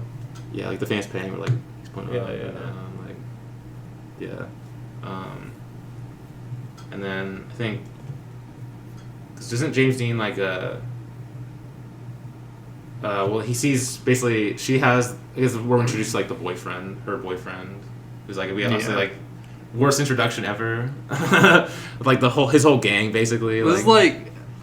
This is why, like, he's playing with the genre of, like, these type of movies, Oh, because for this guy, 100%. you're supposed to hate this No, guy they got right the, whenever you it's see like him. it's like comically like overblown, like the leather jackets or whatever, like the round. Like, I mean, the rowdy just attitude. the car they're driving and how many people are in it. Yo, It's it's overblown. insane. You're It's just like okay. a clown car basically. Okay. Like, goddamn.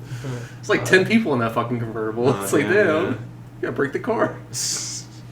Honestly, yeah. Basically, yeah, it's like the first day of school. He accidentally walks on the emblem or whatever, and like the guy gets on Oh him my for God. it. That's like funny as shit. Like how could I know? Like it's my first day here. Like, hey! But also, like it's kind of like a also that kind of moment. It's like a short moment, but it's kind of like symbolically you could say like it's almost like no matter like because of his situation, there's nothing he can do. Like he's always getting in trouble some way or the other just because of his situation. Yeah. Like, Yeah. he doesn't know the rules, so of Yeah, course he's gonna like okay. mess up. It's a little you know? moment of that. or something. Yeah, I it's like a little that. symbolic kind of deal. And then like he's like he's walking the halls, and then Plato sees him, immediately falls in love, basically. Idolizes him with the mirror in the locker. I like how James Dean is just trying to find the bathroom too, and he almost walks in the girls' bathroom. Yeah.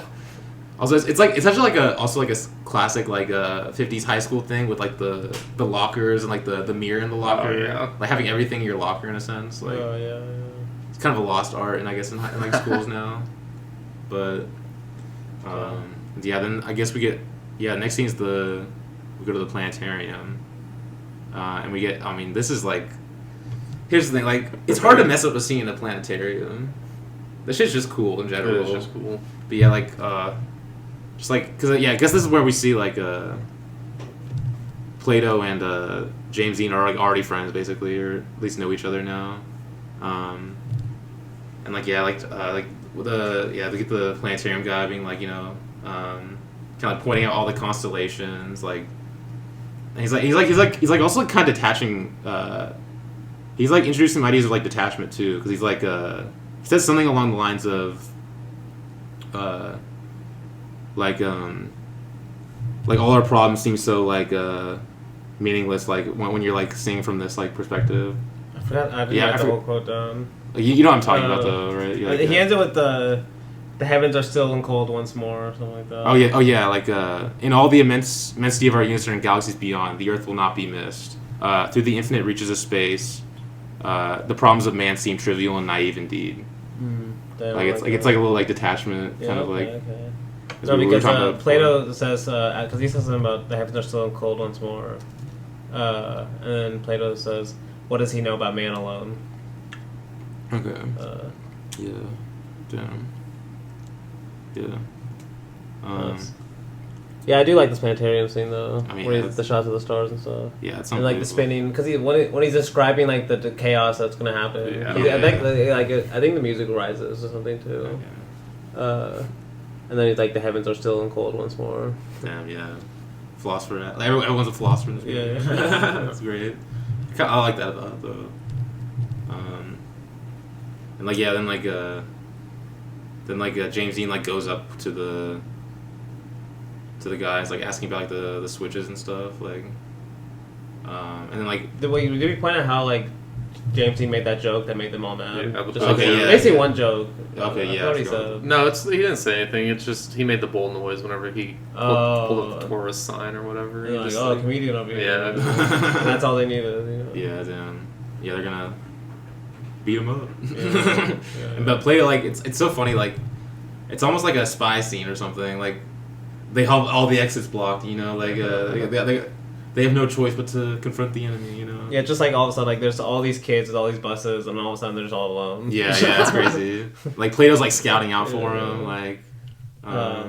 Like there's a great shot though of like, well first like the guy like teasing if he's gonna slash the tires or not, and then all at the top just looking, and then the shot of him holding the knife, it's just like the knife's in the front of the screen, and then you see them at the very top and like really tiny, Okay. It's such a great shot. Yeah. Before he's like, oh damn, they're gonna have to fight. Yeah. Honestly, damn. Honestly, this is kind of a actually. Have you mentioned West Side Story? There is a knife fight in West Side Story. Oh yeah, I believe it. Like I was like, damn, I didn't even think about that. Like, Hey, which one came first? well, West Side Story was a theatrical play. It was a stage play, like a stage musical. I'm pretty sure. But I think the West Side Story movie came out after this. But yeah, I don't have a problem because I feel like it's definitely like he's definitely overblowing those kind of like aspects. I feel like there's kind of like playing with the genre in a sense. Yeah. But yeah, then we get they get in like a confrontation where they get the knives out, and then we also get the beautiful like skyline behind them. Oh, that's a great shot. Of the city, and then they're like dancing around the telescope like. Yeah, it's so funny, like, this guy, like, the way he's, like, has, like, the hype behind his head, like, he's, like, barely taking it seriously until, like, James Dean, like, threatens him a little bit, and then, like, locks in, basically, like, damn. And then, like, we get, I think, because, then James Dean knocks it out of his hands, but then the security guard, is, like, watching them, and so, like, he can't, like, finish him off or anything, like, he has to, like, stop. I don't think he was ever going to. Or if he was ever going to, like... Because he just held him over the edge and was like, you want to keep on going? Yeah. Keep on going? And he just, like, cools off almost. Damn, yeah. And, like, I think the bodyguard's there, too. Yeah. Like, stops them, for sure. And then I think... They agreed to the Chicky run. Okay, yeah. Chicky run. Like, I don't know if this was some 50s thing. I didn't know. I was like, I'm sure... This would be crazy if that's actually happened. Like, I mean, this probably happened. Before. Like, regularly? Like, I don't know about regularly. Oh, yeah. Like, I playing could chicken? easily see it. but with this intense, like, this stage? I could see this happening Oh, yeah. regularly. Kids are stupid. But he doesn't know what a Chicky run... I felt kind of comforted after he was like, after they all leave, he's like, he asked Plato what a Chicky run is. He's like, what's a Chicky run? Oh, yeah. It's crazy that he agrees to it. He doesn't even know what it is. He's not chicken. Yeah. And then, like, then we get a scene of him at home at night. He's asking his dad for advice at this point, right? Because he's like, Dad, I need some like basic life advice on how to be a man or something like that. Yeah. Well, this is the weird kind of scene where the father has like food on the ground. Yeah, the apron, flowery apron. He's basically he's like, let her see it. Let her see the mess or something. Dad's like being all quiet, like not to disturb the mom. Yeah, no, that's funny. So, oh my god, and like I guess it cuts from that to like Natalie Wood and her family. Like I think it's like her. Is it? This is the weird scene with her too, where it's like she kisses the dad, or she's like, "Dad, where's my kiss?" And then she kisses him, and he's like, "What the hell are you doing?" It's like your girls your age don't do that anymore. Like the mom does say, this is why I don't understand why she's so against the mom, because the mom is like, it's just the age when nothing fits. Describing why she gets so mad. I was like, it's a good way to describe the movie, honestly. Yeah. And like, I guess it cuts back also to him talking to his dad in the fucking apron. To like, and like he discovers the blood on his shirt. Yeah, when he turns the light. And he's like concerned and stuff. James Dean goes shirtless. Yeah, he's like, because he's asking him like, what should I do? He's like, you can't make a snap decision. Father doesn't want to like basically like consider all his options. You know? Yeah. Yeah, like basically, like. This is like the scene I was saying where he's like shirtless and it's like there's like a good shot of almost like he's like still like a statue. Yeah. And he's like, what can you do when you have to be a man? He's asking his dad that, but like the dad doesn't even answer really. Yeah, he's like doesn't want to give an answer basically. Yeah, he's like basically asking like about self defense really, like should you do it as soon as like like he's about to go like kind of doing self defense I guess, or just like standing up for himself. I guess. This is pride. Yeah, for his pride, yes. Then and then then we get like the scene of the chicken fight basically, and then of course James Dean rolls up. This is where I was like, the change happened. I was like, I like the guy. Yeah, what the fuck happened? It's like it's actually like he's actually like kind of cool. Like, Like yeah, they're like doing like the flip a coin for like Well, like a I think the reason it flipped for me is because like it was at this moment where I was just like, this kid's literally saying they do this just because they have nothing else to do, basically. Like they're literally just bored kids, and that's why they're doing all this shit. And I feel bad for them. Like at that point, I don't know. Maybe I don't know about bad, but I see what you're I'm just saying. like, they don't have anything to do, so this is all they're doing. I don't Yeah. know. This is all they have to entertain themselves, basically, is like these chicken runs or some shit. Like it's implied they do this a lot, so. Nah, it's just like we just have some cars that we can destroy, you know. Stolen cars. Yeah, like damn. But yeah, like This is where he tells yeah, like standing at the cliff. and Yeah. Plato tells oh, I love that shot too, where that's great. the camera looking over. Yes. But yeah, that's one of my Sparkling favorite water, shots. like Yeah. Because I think one of them says, oh yeah, the guy says that's the ash, that's the end. damn. You don't know he's foreshadowing his death, or at least I haven't seen him before, but he basically Yeah. is. I mean, yeah. Damn. And then like Blake says like, because in my notes I had this is the theme of the movie. I forgot which one says it. I'm pretty sure James Dean says, "Why do we do this?" And then the other guy says, "You got to do something, now don't you?" Basically, they're just doing this to have something to do. Yeah. You know, that's why it almost feels like Fast and Furious kind of mindset too. Yeah. Like, Kind of like a Lusty Man. Kind of. okay, that's a yeah. better. Yeah. We should probably definitely should mention that first. Well, I don't know if you remember me talking about like the sun tried myths in Japan after World War II, Yes, but this is definitely a phenomenon that happened after World War II, where there's just youths that don't know what to do. Yeah. And so they lash out. They don't have like a purpose. A rebel without a cause, if you will. Especially this idea of like, because I think the class aspect is kind of important in the movie, in the background of like, these are kids that are given everything in a way. Yes. You know, that's where the parents are like, we've given you everything, we buy you everything you want. So then it's like, what are they rebelling against? Yeah. You know? It's like they want to be parented almost. Yes, I think that's maybe you could say that's what he's kind At least James Dean does. Yeah, I think so. that's the really, I think that's... Yeah. And like, you could say that's obviously what it means, because Plato wants to be parented, and then they have to take over the parenting role for him at the end.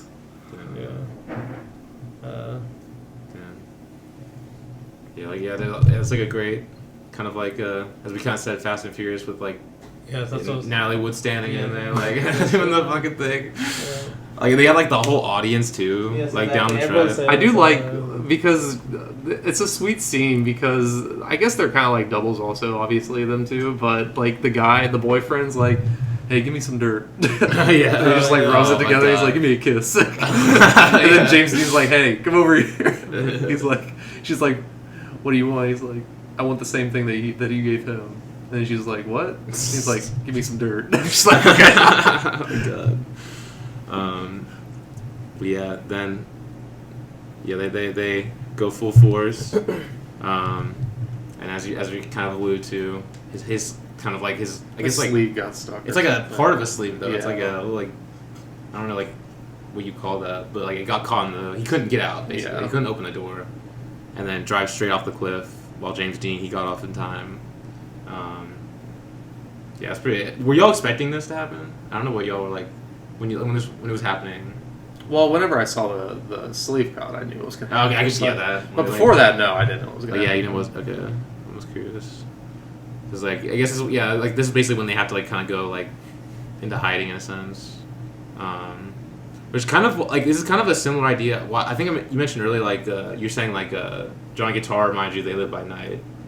It's kind of a you could say this is kind of similar to They Live by Night in this like when you kind of get to this point in the movie. Well, I mean The retreat whole to movie, the mansion. Yeah, like we're just a retreat, you know, like away because like oh yeah, a criminal act that they weren't really like the cause for. they try to live off like their perfect night. Yeah, perfect that life too. in a day, Yes. in a night. Kind of Yeah, in a night, yes. I mean, even you could say like the whole movie too is kind of similar with like the whole like society almost like abandoning these people or just like neglecting them, or just like society getting in the way of like their lives. But yeah, this moment definitely especially reminded me of it. Like or just like this change in the movie, I would say. But yeah, obviously like Natalie Wood's like devastated. Well, it's really sad because James Dean like crawls over. He's like, "Where's Buzz?" So he doesn't even know anything. He didn't know anything happened. And they're just like, he's down there. Yeah, in the rocks. I will say, she seems to get over him pretty quickly though. Well, she wasn't in love with him. Still, She she loves kind of. James I Dean. mean, oh, God. She's like, Jay-Z got is this that what aura, loves bro. feel? Jay-Z got that aura. Because like she meet like after, especially after he gives him the mirror, he gives her the mirror back that he got from the police station.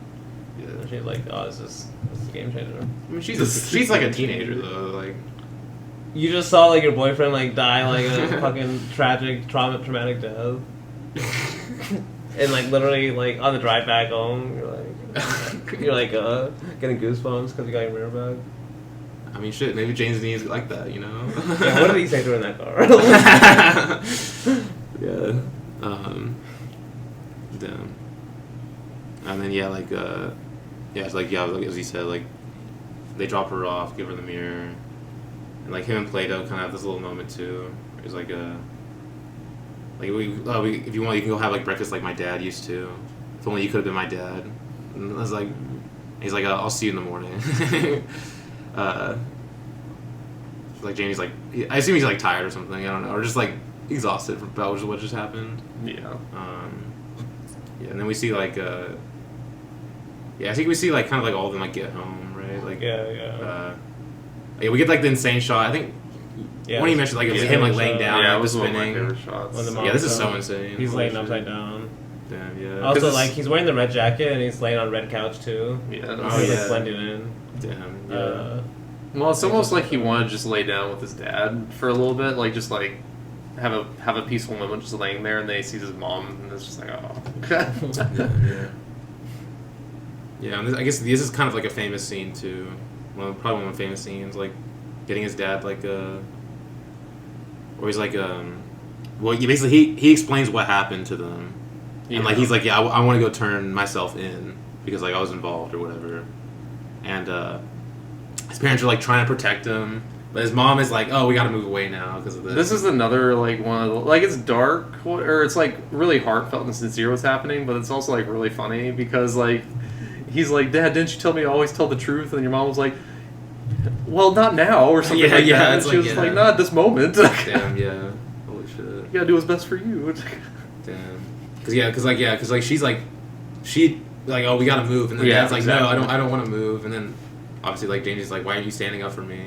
There's also a slight when they're like arguing and she like goes up the stairs. There's a slight Dutch angle, like it's like so brief, but it's like it's just so insane. Like some of the formal decisions and like that decision right there, just like it's like a because I feel like it's like sort of like the dynamic shifting in a way when she like goes up the stairs farther up toward like basically she's higher up than him now. Yeah. In like this kind of like argument, you know, and then obviously like he's in the middle of them too. Like she kind of has the power on the stairs, and then like his dad's at the bottom. Yeah. Like damn. Yeah, there's a lot of like. I mean, a lot of people talk about like there's a lot of symbolic like. I mean, Ray in general, I guess, has it, but like especially in this movie, I see a lot of like subtle stuff that you can read into a lot. But then I think like he storms out basically. Well, I guess he like jumps on his dad, and then she's like choking him. Yeah. And like his mom pulls him off, and then like he runs out basically to the police station. He also kicks his mom's painting or picture. Okay, yeah. Is that the grandma Or his mom? grandma? Maybe it's the grandma. I didn't see clearly, but Yeah. I think it's one of them. One of the two. Yeah, I guess that's like the head of the family, so he's like kicking that anyway. You know? Yeah, I can see that. Another kind Yeah. of symbol. Yeah. And then And he goes to the police station too. Yeah. And like sees like I think he sees some of like the. I think it's some of the. I'm assuming it was. It was some of the gang. Yeah, some of the other gang, gang yeah, the that gang. got called in there for Yeah. questioning. They're like me mugging him basically, and then, basically James Dean basically tries to turn himself in, and then obviously like the cops don't give. they blow him off basically. It was like It's even funny like, because we asked like why Plato, Yeah. and because it made me the other scene we just talked about made me think of this is like because we just said how like the dad's like even at one point like you can't believe in idealism or something. Oh yeah, Okay, he's like yeah. you can't be idealistic all your life. Yeah. No one thanks you for sticking your neck out. And then that's when James Dean's like accept yourself or accept yourself okay. about being idealistic basically, because like that's kind of what Plato's known for is Yes. idealism. Idealism, yeah. I don't know if he's trying to make that connection because like James Dean is like the only idealistic one in the movie. Like he seems to kind of believe in something, you know, like the fact that he's even going to the police station to kind of say what happened, you know. Yeah. And even the police are like, we don't hear it. You know? Yeah, like they don't even want to take him. Yeah, away, yeah. Like, yeah, it's kind of weird. Like it's kind of weird because normally you would think the parents would be the one to be like, you need to go to the police station, and say what happened. And the other one's like trying to protect themselves only, you know. Yeah. Yeah. And yeah, I guess like after that he like comes back and then Natalie Wood's like waiting for him. I guess like this is kind of like the. I mean, there were hints at the romance before. This is definitely the start of it. Like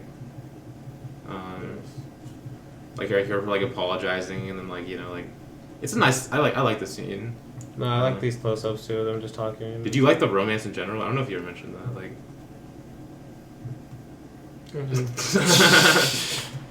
Like it's not like really what the movie's about at all. Okay.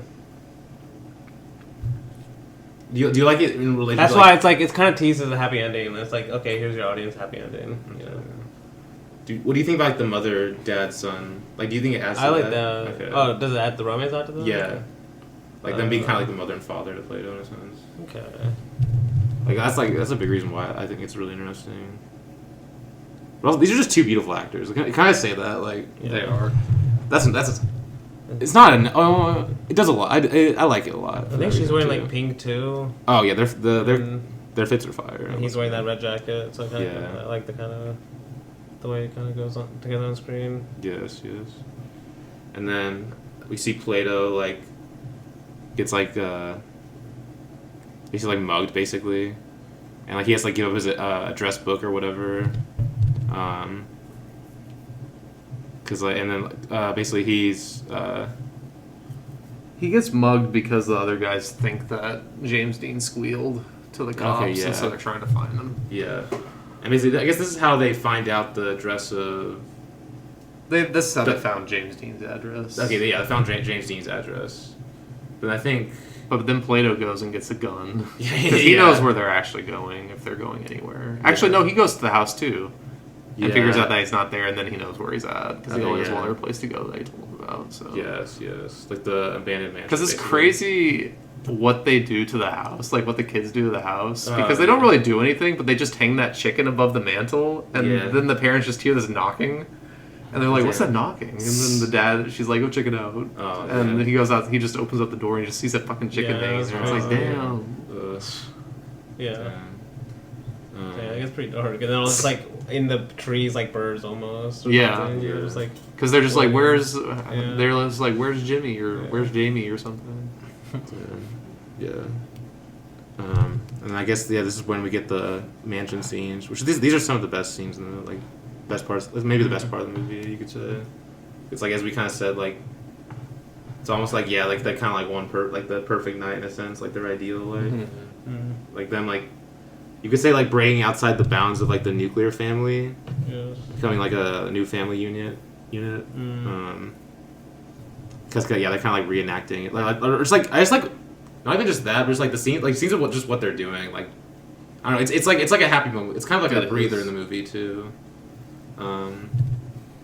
Like James Dean like jumping in the pool with no water in it. It's like hilarious. Like, damn. And I just love it because like Plato's like giving them basically a tour or whatever of the place, Yeah. and he's like, "And this is where you put your kids whenever you don't want to see them. It's just a pool with no water." It's like, yeah, okay. Like Dev, yeah.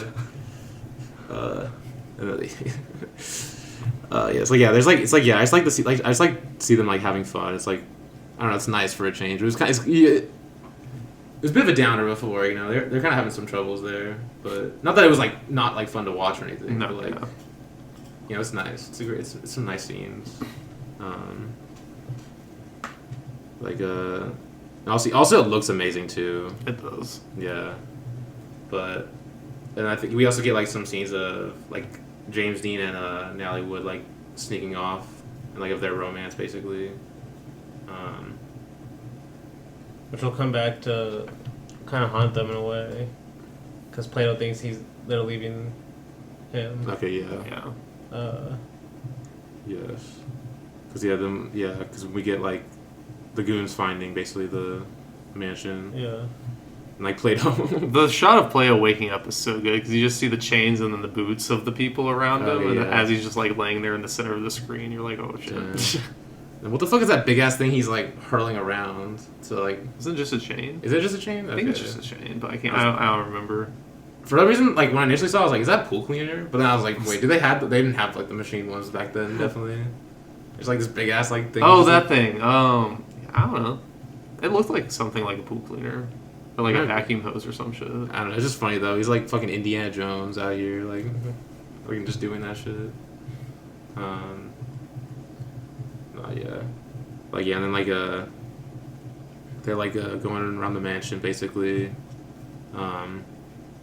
And then I think, Plato has a gun. Yeah, Plato is like bringing his gun out. Is like he like shoots a guy. Well, it's like really sad because he like brings the gun out and is just hiding, and then I think we get like some scenes or whatever where we get like cuts to Jimmy Dean, but this is mostly just the guys walking around the house, and then you just hear Plato start crying. It's like damn. No, yeah, and then like James Dean sees him shooting. He's like trying to like hold him down. Like, what are you doing? Yeah. Well, he almost shoots him. So. Yeah, that too. So and then I guess they like he like runs off. He like and then like they're like the cops have also come at this point because the cops saw a car, or they just saw cars that matched a description or whatever. Which I guess that might have been the parents calling it in, that there was someone that hung a chicken on their house or some shit. Yeah. Oh my god. And this was the car, but I wonder if that's like a real life like thing that happened. I don't know. Hanging a chicken. Kind of dark. It's dark, but it's also I've heard they've been calling him chicken this entire movie. So I've heard stories of like rival high schools, like for example, if like leaving a dead animal on the rival's high school, like that's like their mascot or whatever. Yeah. Like I feel like you've heard those stories before. That's okay, I can see that. Yeah, there was a dead tiger sitting outside BHS one day. Yeah. I'm trying to think, which one did I hear about? I forgot. It was like it wasn't like a bulldog. Hopefully not. I mean, I don't know. Sounds so sad. Hey, in the South, things get intense sometimes. Like, but yeah, and then I guess this is when we get like Plato running to the observatory, and like the cops are like after him, and then like James Dean and Natalie Wood run in, and like it's like everything's kind of verging on this spot because then like the parents get called over here basically, and like they're basically surrounded in this place, and like like James Dean's trying to like you're my friend Plato, like trying to like talk him down basically. Yeah, well, it takes a long time for him to even get into the planetarium. Yeah, honestly, because the cops are like there. Yeah, they're like, before him. They're almost wanting to go in and just like shoot this kid almost. Yeah, that's at least what it seems like. But I like it. I like something that Plato and James Dean talk about in the scene is like Plato is basically just asking like, do you think the world's gonna end at night or like during nighttime? And then James Dean says, no, it'll end at dawn. And then the movie ends at dawn after Plato's dead. Just like damn. This is also like where like we're getting the kind of just the fact that he kind of saw them as the parents, because he's like, why did you run out of me? Why did you leave me alone? He's like saying it like he's the parent. Like, yeah. Actually, I think that's a little earlier. No, that's in the scene too. Okay. Yeah, and then like they like swap he gives him his jacket like earlier, like to exchange for his gun, which I guess that's interesting. Well, he's like, I just want the gun really quick, and then he takes the bullets out. Yeah, without telling him to. Yes. And that comes important, like, because cops don't know that. Yeah. The cops always shoot and ask questions later. Yeah, it's their go-to strategy. But yeah, it's like, but is it ever explicitly told like exactly why he took him out though? It didn't tell him. Just so he wouldn't shoot anyone. Yeah, because he's like, was that like? I think he tells them like, I'll just give the gun right back or something. Yeah, he does. So. He says, I just want to see it. And I honestly love it whenever Plato hands the gun over to him, because like James Dean his acting in the scene is great, because he like picks it up and he's like, whoa, so heavy. Like that's like a gun is heavy, like heavy on the soul. Like that's almost what he was telling Plato. Like, you've been carrying this around with you all day. Okay, damn. And it's like, damn, really his whole life, honestly. Yeah. But yeah, like it's just the way it was. It's just the way he because the fact that he just had that gun under his pillow too. Yeah. And like yeah, they're trying to like go out and like he's trying to calm down Plato. It's like Plato's like freaking out. He's freaking out at the lights. And Yeah. then all the people outside. But then yeah, unfortunately he breaks free. And then we get another really cool Dutch angle shot when Plato kind of gets. It's such an interesting like in the placement of the frame when he gets shot too. It's like he goes. It's like he like goes to the camera and like the camera like them two are in the background. He it's like similar to the Emma scene kind of because he kind of goes in the close up, but it's the back of his head though. So he's like his back is to the camera, close to the camera, and then them two in the back, and then just the Dutch angle. Like it's such a fascinating way to shoot it. Like. Also, I kind of at least appreciated this ending. It's like, I actually didn't know who was going to die in this moment. Okay. If it was going to be James Dean or him. I kind of thought James Dean, honestly. But yeah. Would you prefer it if James Dean died, do you think? Or? No, I honestly thought that like would have made sense more because of like your legacy, because he dies in real life kind of thing. That's why I was kind of surprised. But yeah. But yeah, it's like he sheds a tear for Plato whenever he's like covering up, or whenever he's like going over to him. He's like crawling, like he's been shot almost. Like I don't know, it's crazy. And like his dad comes out and he's like telling him like help me like. That's what another like he like grabs his dad's leg and is like crying. Yeah. It's a reverse of the shot we had before. Whenever his dad is like on hands and knees in the apron, like at James Dean's knees, basically. Yeah. Okay. Because that's also in that scene, James Dean also says, "Stand up, Dad. Like, what are you doing?" And in this scene, he's his like, dad's doing. Yeah, like, I'll stand up with you. Yeah, it's so try and be as sweet. strong as you want me to be. It's like, very sweet. It is, yeah. And I guess I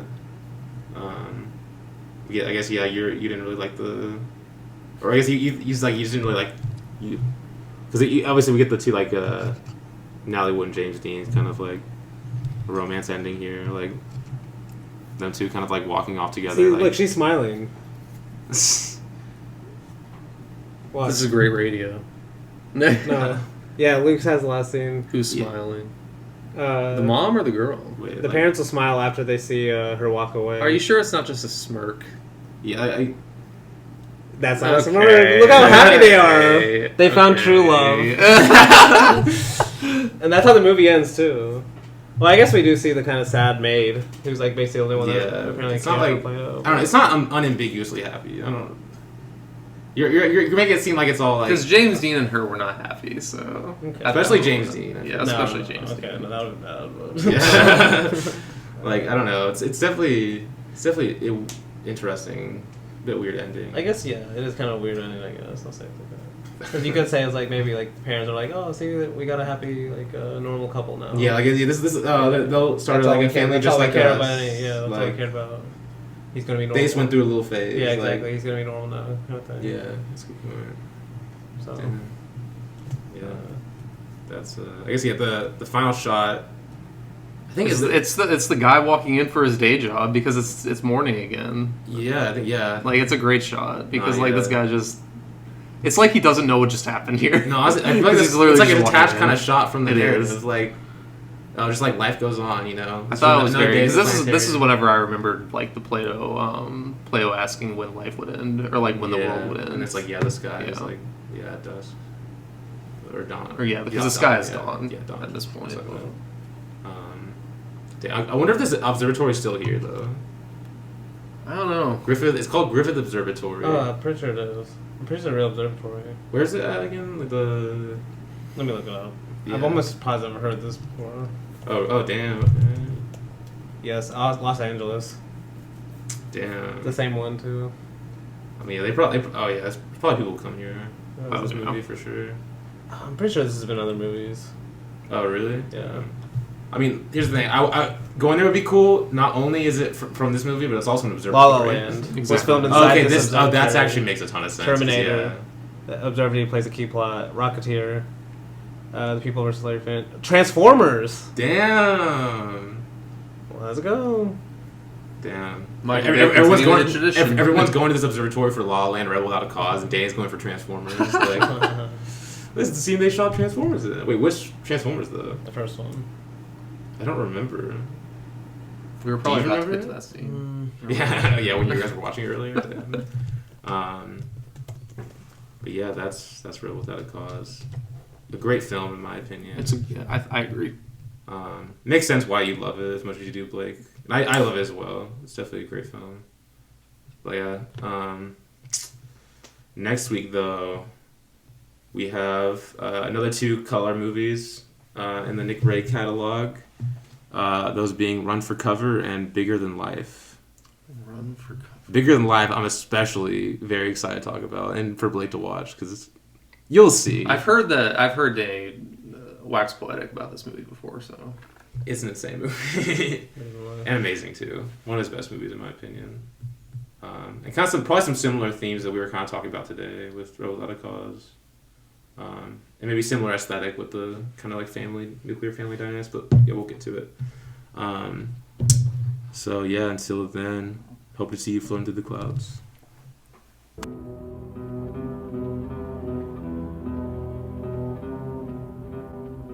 Play the guitar, play it again, my Johnny. Maybe you're cold, but you're so warm inside. I was always a fool for my Johnny,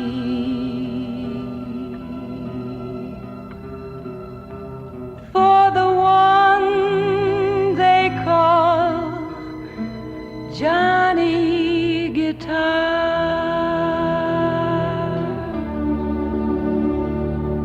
Play it again, Johnny Guitar. Whether you go, whether you stay, I love you. What if you're cruel? You can be kind, I know.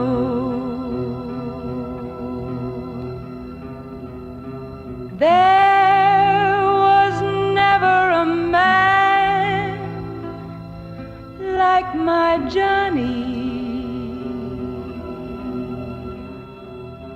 like the one they call Johnny Guitar.